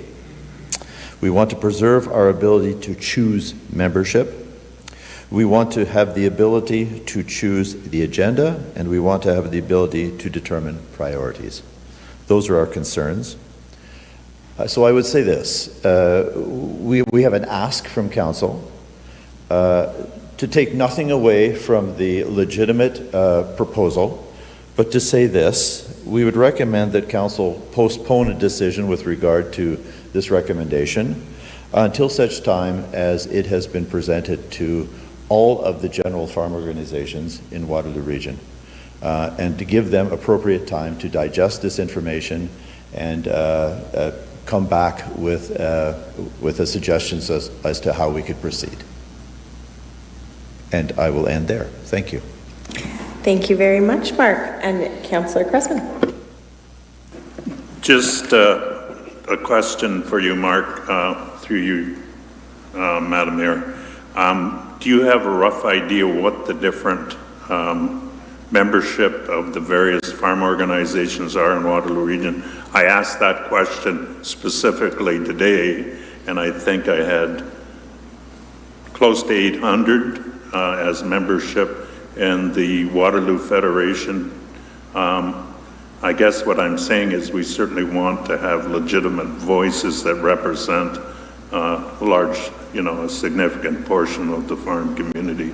Do you have any rough ideas what the others would be? Should have asked Jen that, sorry. I think I can give you an answer with regard to Waterloo Region, and that is in the area of 600 members. But I think you need to remember that a significant portion of the farmers in Waterloo Region don't participate in any organized farm organization. And we, and I'm sure along with NFU and Christian farmers, do their best to attempt to represent their needs also. So the numbers are somewhat deceiving. They're probably significantly over 2,000 farms and farm businesses in Waterloo Region, perhaps more.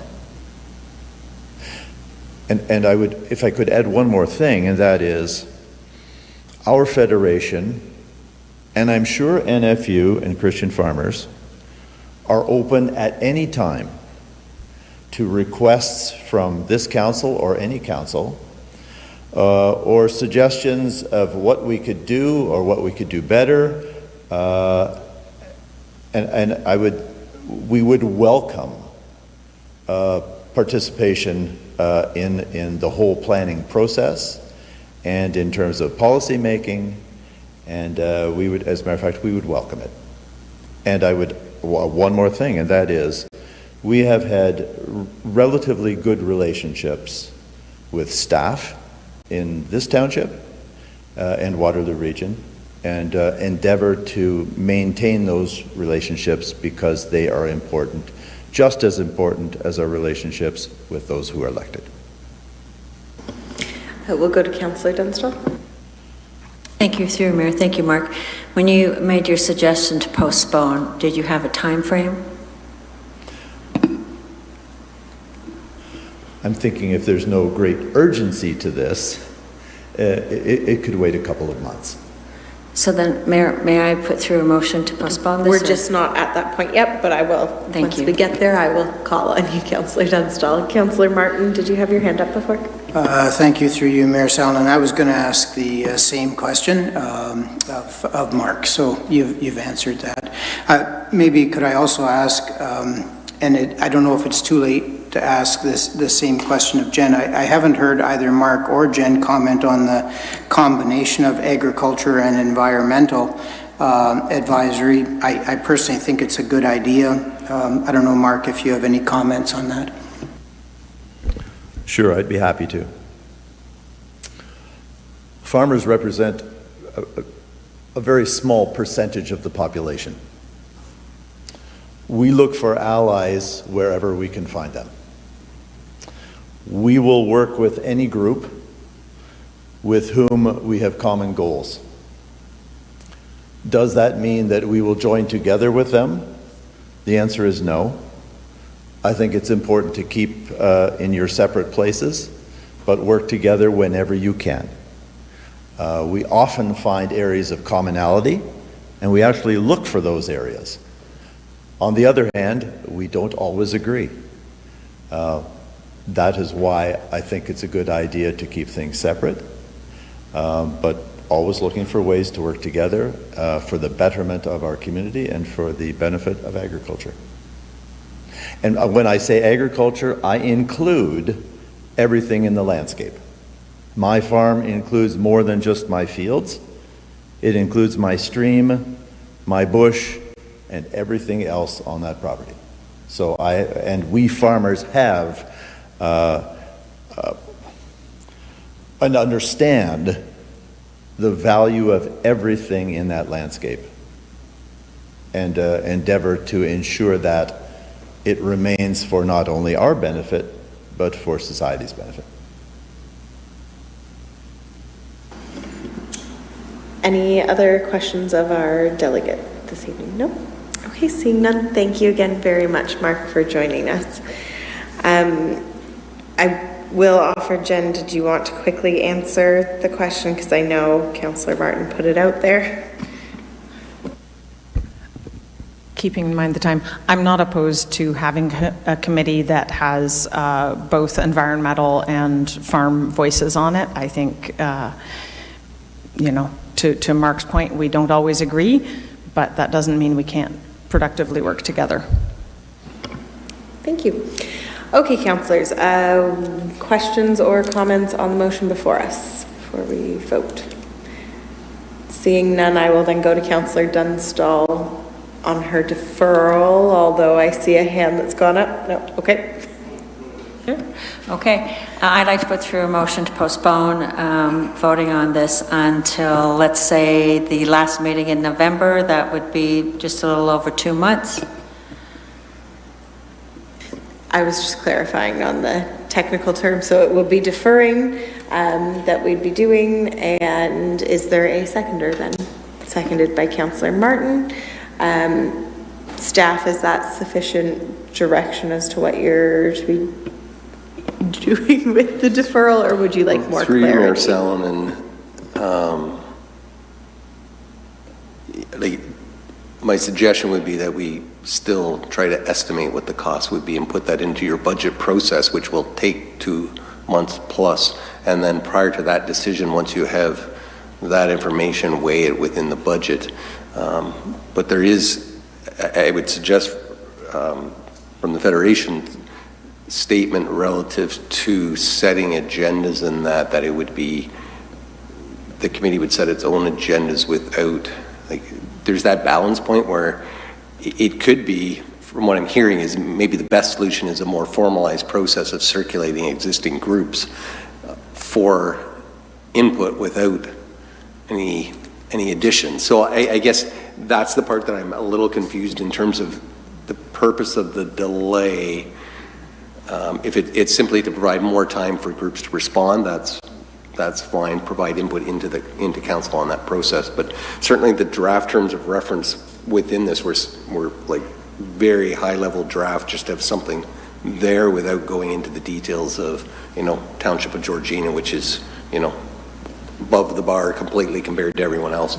Township of Tay, Township of Springwater, those municipalities in a lower tier that have committees. So from a staff perspective, we're perfectly happy to do. We need direction as to, do you want us to circulate formally Christian Farmers Federation, NFU, Waterloo Federation of Agriculture for comment, and at the same time work on the budget, or do you want us to simply just circulate the groups? Here's the report, please provide comments. Excuse me, Mayor, I saw Jen wanted to come back up to the mic. I didn't know if that was allowed or not. Just because of sake of time, I am going to stop on the delegations. But Councillor Dunstall, can you clarify then what your purpose of your deferral would be for staff to do? I do agree that we should have it in the budget, or at least we should have the costing associated with it. And so, Director Krafka, you were saying that would take roughly 2 months, correct? Through Mayor Sullivan, that's the timelines for when you'd be looking at your budget. It won't take us 2 months to prepare that. It's simply, that's your timeline for budget consideration. I understand. So with that information, then I would say that we can just move forward with how it is now. And then when it comes to budget time, I guess we have a review. I'm not sure how to move forward with this one.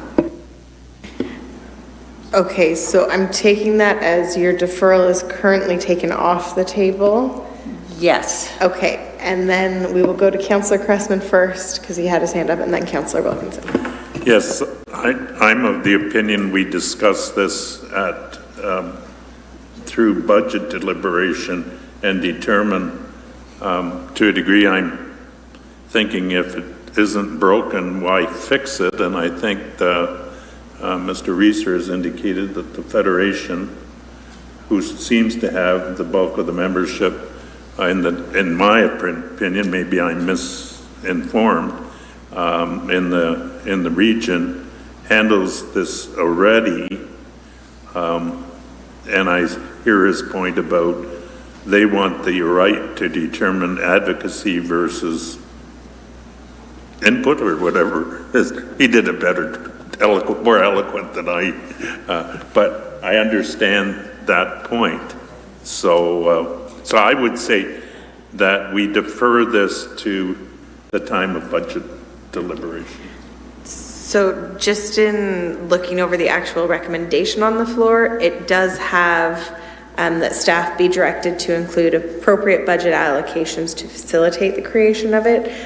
So I guess I'd just be looking for clarity from the... We accept the report. Okay. I think that our CFO, I'm saying CFO because it's a budget question. Did you want to chime in, Director Clark? Thank you, Madam Mayor. I was going to highlight the same thing, that I think the recommendation speaks to bringing this as a budget ask to council, and that's what we're asking, that you're in favor of what we propose, what Howie's put together so far, and that you'd like to see a budget ask. So we sort of need this direction to do what you want us to do in November. I think to the delegate's point about the terms of reference and all that, I think it's very clear we're not asking for approval of that today, and that is still to be determined. We just want to make sure we're going in the right direction, and we should put together a budget ask for this. Councillor Wilkinson. Through the chair, I'm glad we achieved that. I was wanting to chime in and say essentially this is approved to put it in the budget where it will ultimately be discussed. But I think I'm wondering if there's an amendment in there that we could invite commentary in that window from the known groups that would have advocacy rights within the farming community. So Waterloo Federation, Ontario Federation, Christian Farmers, NFU, approximately the 4 or 5 groups that would potentially want to chime in, but at least give them the option to comment. I think that probably provides sufficient time. I just don't know if we need to formalize that, but I'd be looking maybe from a comment from staff if they feel that would be necessary. Through you, Mayor Solomon, certainly staff are more than happy to circulate this to the farm organizations. I guess not trying to extend the discussion unnecessarily, but should we be circulating the local environmental groups, the Valley Eco Boosters, Grand River Environmental Network, for their input into the concept of a joint committee, or would you prefer just to stick to the original motion from Councillor Sadhu, which was Agricultural Advisory Committee? Through the chair, I mean, personally, I see benefit in circulating it for commentary to those groups. I mean, it would, on our end, asking for nothing more than what are your thoughts. We can weigh that information and then also take into account what the budget ask is. But I think it'd be important to include both groups. Are you happy to take that as direction, or do you want that in an amendment? Direction? Okay, so staff will take that as direction. So that puts us back to the motion as it stands before us. Any other questions or comments? Councillor Martin? Clerk Bunn is, through you, Mayor Sallin, Clerk Bunn is much more proficient at explaining this than what I am, but Councillor Dunstall had put forward a motion, I seconded it. She's now, what's the word, rescinded or taken away, but nobody asked me. I'll also rescind, and my seconding is now taken off the table. My apologies, yes. When the main mover rescinds, then it falls apart essentially. So sorry for not clarifying that part though. Okay, we have the motion before us. I will call the vote. All those in favor? That carries unanimously. On to report 14.4. The recommendation is that council endorse the traffic calming policy and implementation plan as outlined in this report, and that the following budget items be included for consideration in the 2024-2025 as well as 2026 work program and the 2025 budget process. Annual data collection consulting resources of plus 50,000 operating budget regional, Traffic calming program, one time, plus $35,000. Capital studies, RFP for Huron Road, Manheim Road, Wilmot Line EAs, capital budget timelines adjusted, EA study Huron Road, Manheim Road, Wilmot Line capital budgeted, timelines adjusted, intersection safety review for Huron Road, plus $40,000 capital studies, speed zone review, plus $20,000 capital studies in 2 additional locations for calming from list, unbudgeted and unknown. I should have flipped the page before I read that. May I have a mover to get that on the floor? Moved by Councillor Wilkinson, seconded by Councillor Martin. I will invite our Director of Infrastructure, Jeff Mollenhuis, to introduce the report. Thank you, Mayor. On behalf of staff, I am pleased to present this report outlining a traffic calming policy and implementation plan for the township. This policy framework was created by engineering staff resources, utilizing various other municipal policies with review and input from the township's traffic engineering consultant. As noted in previous budget and council processes, policy is recommended to provide a clear, consistent, and data-based approach to address complaints or concerns. The implementation plan outlines the need for prioritization of workload, as the volume of work can't all be done at once. It will need budget allocation and may need additional resourcing depending on the level of service desires of council. This report outlines the process of review for complaints or concerns when received to determine the issues that are present and to process and outline potential solutions to these issues, working with the communities involved and of course with council. It identifies a process with 2 stages meant to address initial responsiveness and flexibility of calming needs, and a second stage for more detailed review to identify higher impacts and potential budget commitment needs. The policy and process are crafted to involve stakeholders and have community input on the issues reported that have merit to proceed with calming review and potential planning. In addition, there's a significance around data collection in the traffic review process, as this will diagnose issues and formulate recommendations to council. A few notes about the work plan for the program. The work plan presentation outlined operating and capital needs for the remainder of this year for 2025 and 2026. Some are already incorporated into capital budgeting, and you've seen that before through the last budget process, in addition to some items that were presented in that budget process that were either deferred or other, including an item that was previously discussed tonight with the region present here, talking about traffic calming and joint initiatives. So the program that we've outlined really does speak to the level of service for the program. It is a significant workload. We do feel like with the resources we have available that we can move forward with those in 24, 25, and 26. The detailed review locations, just in terms of what was identified and specifically identified within the recommendations. We are looking at prioritizing the 3 EAs for Huron Road, for Manheim Road, and for Wilmot Line. Manheim Road, I believe, was earlier this year we were asked to consider timing of that particular project, and so we have looked to include that in different timing in the next budget. In addition, there are a few other locations and lists of locations that were provided with this report. Livingston Boulevard is one that we are looking to engage further, as probably one of the more detailed reviews with the unknown budget item noted. In addition to a few others that we would prioritize as well, and we would do that based on some of the initial data that we've already received. I would note that with this formal submission process and how we're flowing now or want to flow with this program, we do expect that there will be additional requests come in, and so we do want to see what does come in from the public in terms of additional complaints or concerns, and so we will use that to earmark that second location possibly. And with the commitment of this program, we are expecting that annual reporting back to council that will outline the essentially the workload and what's been submitted in terms of complaints, and then give you an indication of where they are in terms of status of review or recommendation to proceed further. So there certainly will be annual needs in reporting back to council and information presented at the very least on an annual basis. So I will leave it at that and open it up to any questions should you have any. Thank you very much, Director Mollenhuis.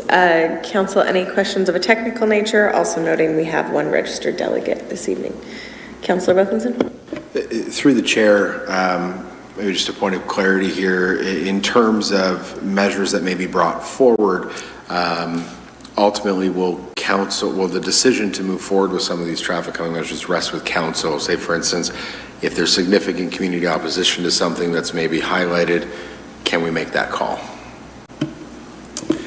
Through you, Mayor, the intent of the program and how the policy flows is essentially for us to gain information and feedback from residents and to collect data so that council does have the best information in front of them to make the decision, particularly with the second stage of recommendations. If they are higher level, we would be looking to council to provide direction to staff and decisions to support. But again, we will provide a number of pieces of information for you to make that decision, and so obviously engaging with the community and having a good understanding of budget allocations, those will be brought back to you through this process, to council, I should say. Councillor Wilkinson. Through the chair, additionally, taking into account potential creation of liability, say we receive information and then fail to act, does that leave us in a position where we would be liable for not making a decision? Through you, Mayor, in terms of liability, I guess it really depends on, us to act reasonable in the circumstances, and so it's not reasonable for us to immediately jump to major budget decisions without having done a detailed analysis and review. That is certainly something that, from a staff level, we would recommend that it would not increase our liability by putting it into process. We certainly do hear that quite often about safety, and I would say there's I'll call it an anecdotal perspective that safety and traffic safety and things seem like they're a higher level of risk, where we do have to have the opportunity to review that to determine what is the level of risk and what to do as a result. The report does outline that there are concerns in general about traffic safety, and so when we do have those concerns, there could be different types of issues that maybe we haven't diagnosed yet, or there might be other impacts that come out as a result of some of the concerns. If there is a speed concern, for example, maybe it has to do with through traffic or something else that we could have a solution in place. And so then we do recommend, and it is reasonable to have a process to review data and analyze information, and it does not increase our liability by going through that process. Any other questions of a technical nature? Seeing none, we will invite up our one registered delegate for this item, and that is Jen Penning again. Thank you, Jen, and you'll have 7 minutes. I will not need 7 minutes. I just want to say, first of all, thank you to Director Mollenhouse. I know this has been a long time coming, and I do believe that it has significant potential to make our community safer. One concern I have is that the process for residents to bring forward concerns is limited to roads that are 60-kilometer speed limit or lower, and I would love to hear what the options are for those of us who live in the rural areas of the township. You don't even have to answer me tonight, but I wanted to put that on the record that that is something that I'm concerned about, because I know there are a significant number of places that residents have raised concerns where the speed limit is 80 kilometers and perhaps it shouldn't be, and the road design makes it very attractive to racing and other things. So that's it. Thank you. Thank you. Any questions of the delegate, councillors? Councillor Wilkinson? Through the chair, I appreciate you bringing that forward. I think that's a valid point that personally I overlooked, so thank you. Any other questions or comments? No? All right, thank you again. Oh, yes, sorry, Director Molyneux. Through you, Mayor, to the delegation, there is a component in the work program that actually specifically looks at speed zone reviews, because we know we do have that issue of, we'll say, intersecting rural and urban areas where maybe you're coming from an urban area, or excuse me, coming from a rural area, and maybe coming into sort of a more urban area. And I think Christner Road is one that we've identified that we do have to look at the speed zones that are identified there. There are a few others across the township, and so that's part of the work program, is that I guess in terms of how you would look under the Highway Traffic Act, we do have rural roads set at an 80. But the roadside environment, maybe the horizontal or vertical curves of the area may result in a recommendation to have a lower speed limit, or maybe because of settlement in the area and significant enough, close enough to the road that we might recommend different speed zones. So that is part of what we are looking to review with this work program, is some of those specific areas where maybe an 80 maybe isn't the right speed zone for that particular area. In terms of the 60, the reason why we're looking at speed, the posted speed limit as a threshold, and we're looking at volumes as a threshold, more so because when you look at some of the roads that have higher speeds, they are meant primarily to convey traffic. That's not to mean that they're solely and only for vehicle traffic. It just means that they're primarily meant to move traffic, and so maybe the effective traffic calming isn't maybe as productive as you would have in terms of a local or a secondary collector type road. So that's really the reason why we're looking at that type of a threshold, or those types of thresholds. And I would say that is a very common thing in terms of other municipal policies. Thank you. Any other questions or comments for the delegate? Thank you again, Jen, for staying so long. Questions or comments then, councillors, on what's before us? Councillor Wilkinson. Through the chair, just a general comment. This is something I personally have wanted since we've taken office, so very happy to see it. I like the way it's been laid out, and honestly, this is one of those core services or core pieces that I think we should be very good at. So happy to see it and support it. Councillor Cressman. So this, through you, Mayor, I guess this question not only is speeding, but hidden intersections, etc. I've had some concerns, especially where we've put four-way stops in. There's alternate haul routes that seem, Holman Road seems to be one that is used over and over and over again to bypass New Dundee and the four-way stop. And so I guess I'm looking at, does this, is it modified, speed modified by the amount of truck traffic that is in a certain vicinity? Because certainly to get up some of the hills, they have, certainly done the speed up so that they can pull when they're loaded up the hill. So I'm just kind of wondering the interface between speed, number of vehicles, and haul routes, because I get more in rural areas, haul routes of asphalt and gravel.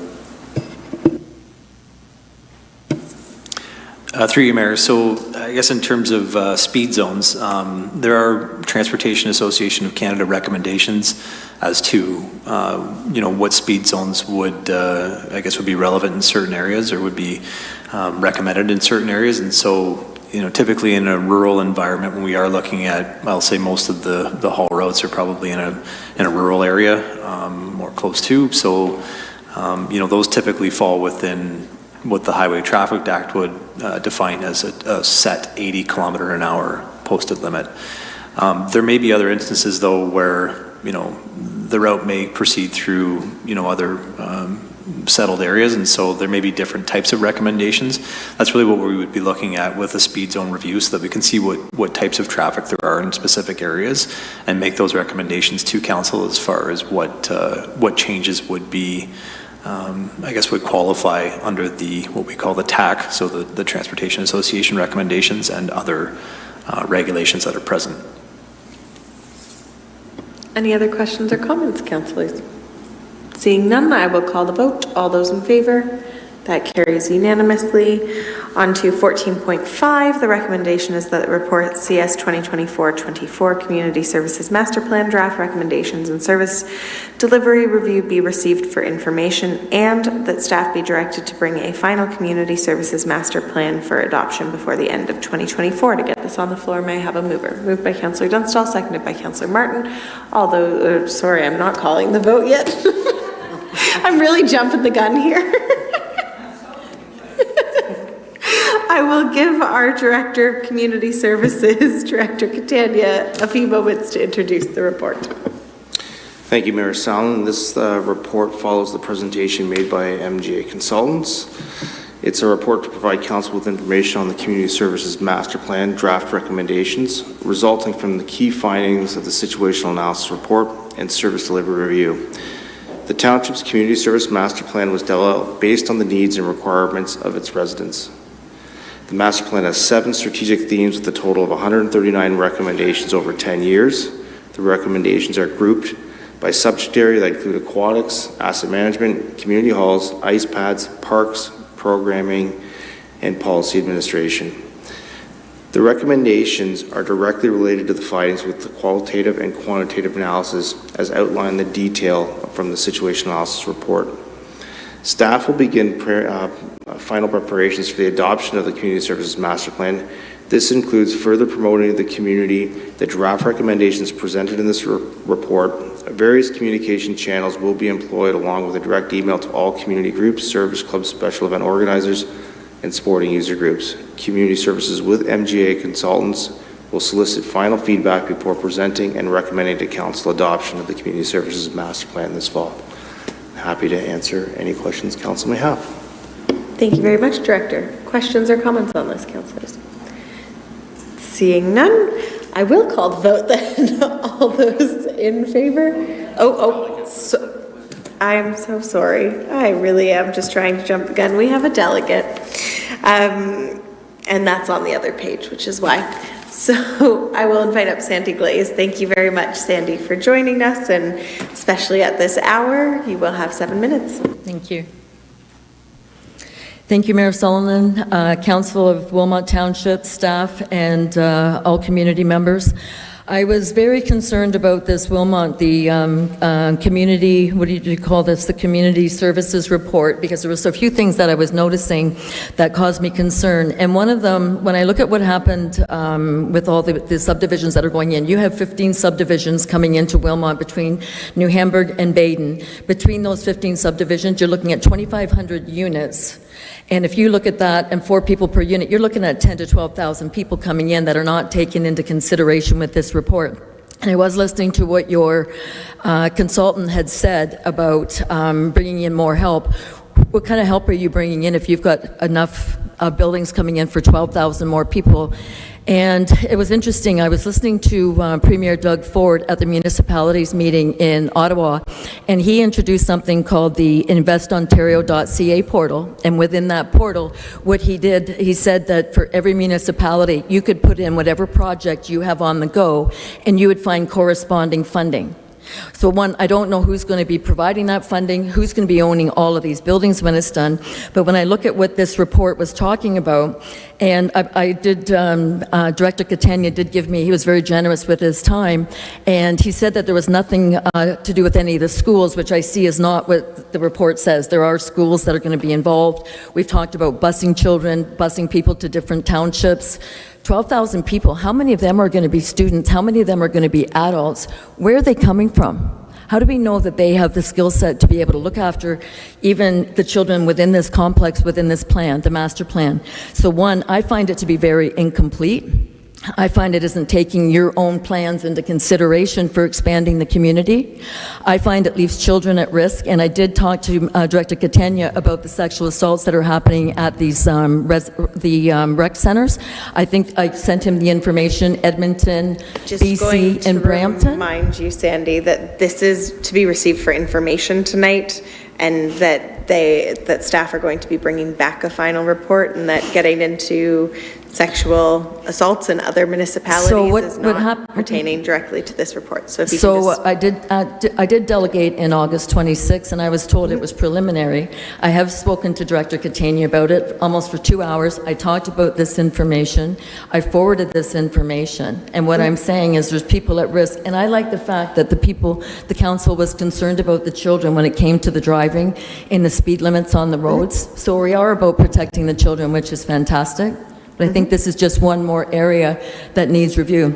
I did send him a list of sexual assault, what you would call definitions of it, but there's other information that I think that we can put forth to make sure that we protect the children, all children, regardless where they're coming from. And that's what I'm finding is missing on this report. I can send even more information, and maybe I should send it to everybody so we all have it. But I just wanted to address that you've got 12,000 people scheduled to come into this area, that we have no idea who they are, where they're coming from, what positions they're going to hold, what businesses are being organized that are going to employ them. There's a lot of questions that I can't imagine that the planning has gone this far without answering some of these very important questions. Thank you. Thank you very much, Sandy. Any questions of our delegate councilors? Okay. Thank you again very much, Sandy, for joining us. Now, councilors, I'm going to be calling the vote unless anybody has any final comments. No? Okay. All those in favor? That carries unanimously. On to 14.6, and the recommendation is that report CS 2024-23, Wilmot Recreation Complex Refrigeration Plant Replacements and Enhancement Strategy be received for information, and that council receive an update on the Wilmot Rec Complex Refrigeration Plant Replacements and Enhancement Strategy. And that was a little bit of a repeat there, a bit redundant, but that's okay. That council authorize a 2025 capital project in the amount of $700,000 to replace both shell and tube chillers and condenser components within the Wilmot Rec Complex Refrigeration Plant as described in this report, funded from the Infrastructure Renewal Capital Reserve Fund. To get this on the floor, may I have a mover? Moved by Councillor Cressman, seconded by Councillor Dunstall, and I will turn it back over to Director Catania to introduce the report. Thank you, Mayor Solomon. I'll just be brief with this. This is seeking council approval for a capital project to replace the as you mentioned, the shell and tube chillers and condenser components within the Wilmot Recreation Complex Refrigeration Plant in the 2025 capital budget.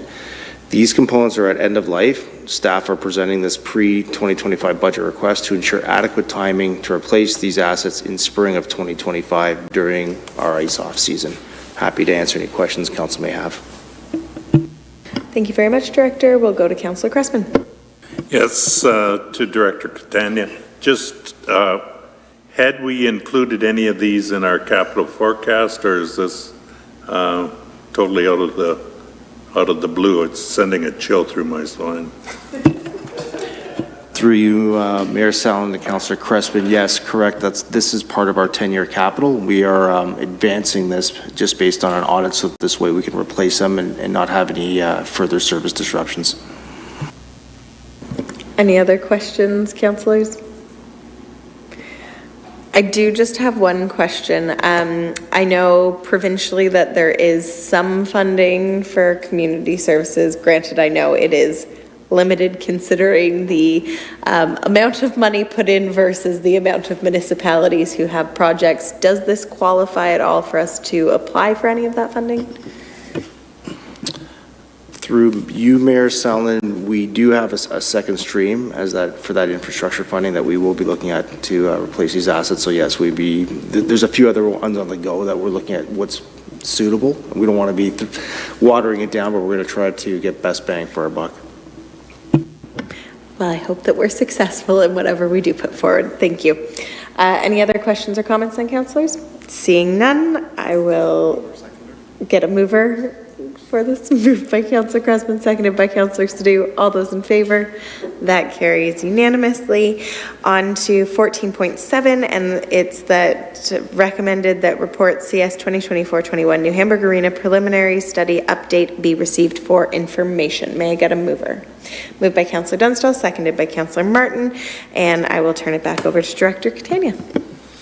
Thank you, Mayor Solomon. This report updates council on the progress of key preliminary tasks completed and currently underway by the community services personnel for the successful advancement of the New Hamburg Arena project.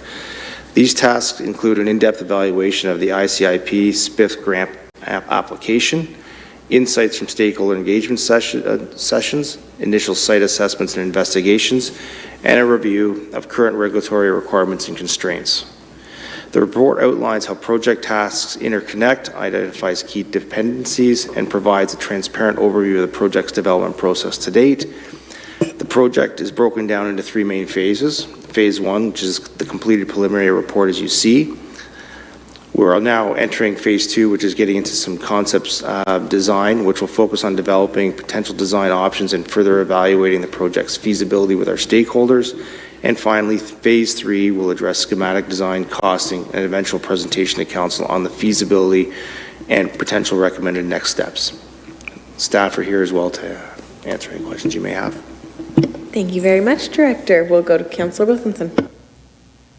Through the chair, I just have a question of clarification. I noted here on page 4, it does say it should be noted that while repurposing the facility without ice making capabilities would be more cost effective, that didn't align with the approved grant requirements. But I think I recall a year ago or 18 months ago that we were being told, no, the purpose was to proceed without ice. So is it in fact that this grant must be used to put ice back in? I mean, I'm happy about that. I'm just curious why we heard different a while ago.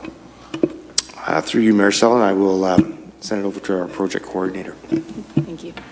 Through you, Mayor, to Councillor Wilkinson. So, yes, the grant application did specify warm floor space, but the business case says we have to put ice in. So there is that warm floor space that was in the application. If you were just looking at the application or if somebody was just referencing the application, that was in fact the case. When we went back to infrastructure, the Ministry of Infrastructure and our representative, he brought forth the business plan, which had been submitted, and when we looked through both of them and tried to align them, that one line item appears just in the business case. Thank you. That's nice to hear, and I mean, it could potentially help alleviate a lot of pressure that we're seeing with some of the user groups right now. As a follow-up to that, I mean, is there any way whatsoever, I mean, I know I read about 100 times we can't do it, but is there really any way, or have we really unturned every stone to see if we can expand the ice size or the potential size in this building? Through you, Mayor Sullivan, at this point we cannot. We have to really utilize the existing footprint of the building, and that makes it really impossible to expand it to a regulation NHL 85 by 200 foot ice surface. Sorry, through you, Mayor. Just to add to that, through these preliminary studies, we actually met with quite a few authorities having jurisdiction. And when we looked at the building itself, in 2001, Stantec was consulted, and they came in, they helped us support the barrel roof.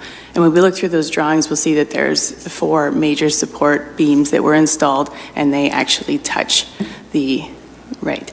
So they're actually touching the boards on both ends, the north and the south, project north and south, of the ice pad, which limits the size to actually 180 feet, which isn't even a rec size pad. In order to expand the footprint further, we can go wider, but we can't necessarily go longer without replacing the entire roof, which is full reconstruction.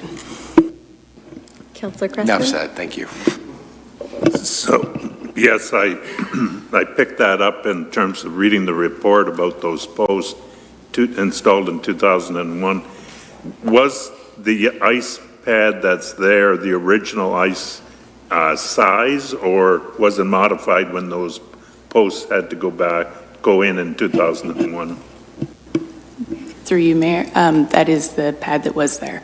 So those dasher boards are actually in the second floor. So there's actually 2 floors that were poured there, brine lines that go east-west and brine lines that go north-south. They're in the north-south brine lines. So even in, I guess, the main reason that we really wanted to move forward with this preliminary study portion was because there is so many conditional requirements. So it's not just what the grant says, it's what the grant implies. So if we're going to take that floor out, we now need to know how we're going to take that floor out. And at no point do we have to replace dasher boards until we take that floor out. And that kind of carries on. Any other questions or comments on this one, councillors? Seeing none, I'll call the vote. All those in favor? That carries unanimously.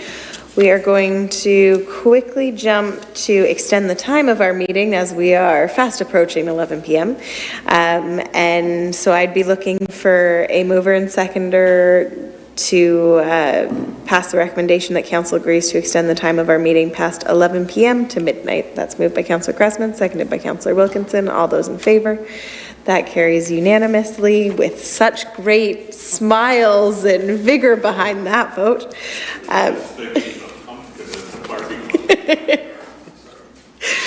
All right, on to report 14.8. The recommendation is that report COR 2024-44 be received for information. May I have a mover, please? Moved by Councillor Dunstall, seconded by Councillor Martin, and I will invite our Manager of Legislative Services, Jeff Bunn, to introduce the report. Thank you very much, Mayor. I'll keep this one brief because I know the report was a light read for council, to say the least. So just to say that this report does provide council with municipal best practices relating to some of the comments and concerns raised by a delegate at the August 26th council meeting. And I hope you found that information to be helpful. I'm happy to answer any questions you may have. Just a reminder, technical questions, because we do have a delegate on this, but Councillor Dunstall. Just wanted to thank you for the report. It was quite extensive. Thank you. Any other questions of a technical nature, councillors? Seeing none, I will invite up our registered delegate. Thank you, Barry, for sticking around this long, and you will have 7 minutes.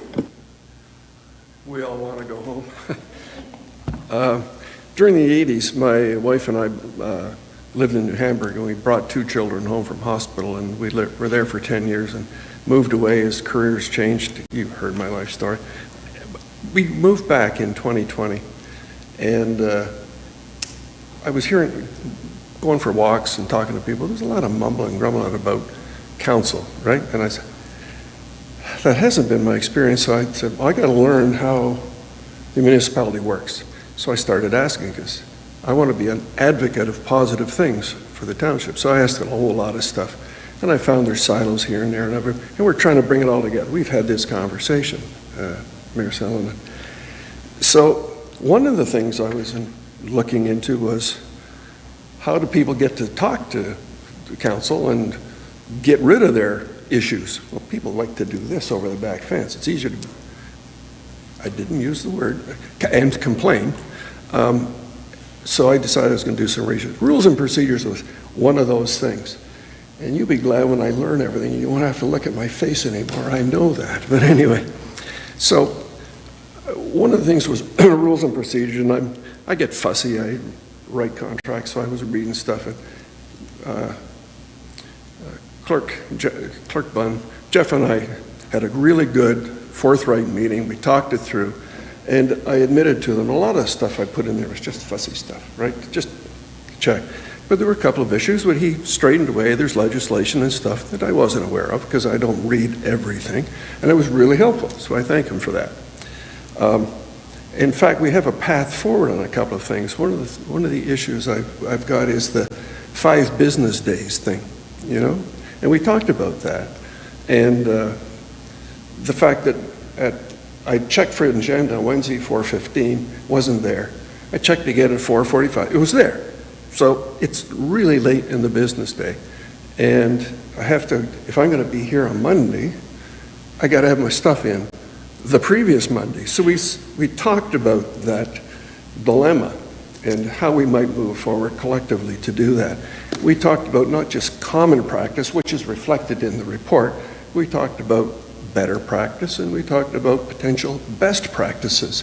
And he shared some of his experiences in other jurisdictions. And I think we're getting there in providing draft agendas, potentially. I don't know if I'm giving away secrets here, but we talked about the potential of draft agendas, because business plans are on an annual basis, and people know when the gravel contracts, all that stuff has to be presented.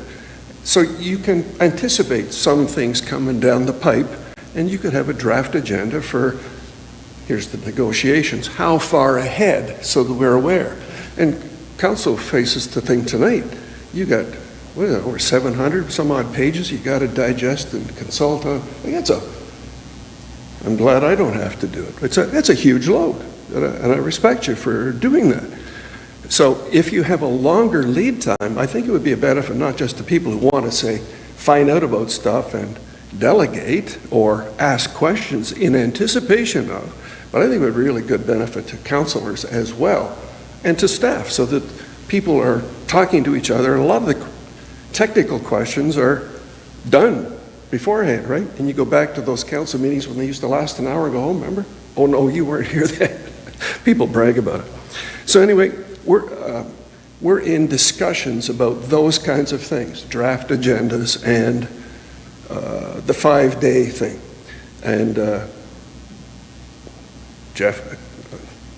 Clerk Bunn and I have agreed that we're going to continue because this is coming up again. The calendar, the annual calendar and all that kind of stuff is coming up again. So I'm hoping that it'll consult on that again. So what I'm here to do is say positive, good, thank you stuff. Like my questions were answered and the process is going to involve consultation, communication. I appreciate that because that's the magic. The strategic plan review indicated that council faces, the corporation faces public perceptions of trust issues.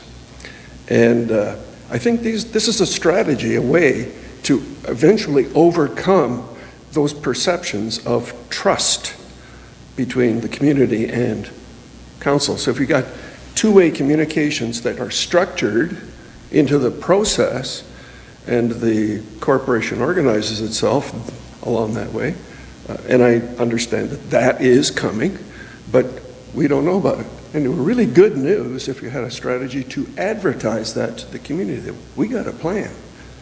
And that's where we come up with the communication issues that I shared with Jeff about putting an ad in the paper every week, listing the upcoming events, the issues of the day, take you to a landing site on the township website, so that every week, instead of that little thing in the Gazette that says council meeting Monday, blah, blah, blah, it'd just be a little bigger and it provides a little detail. Remind you it's about procedural bylaw.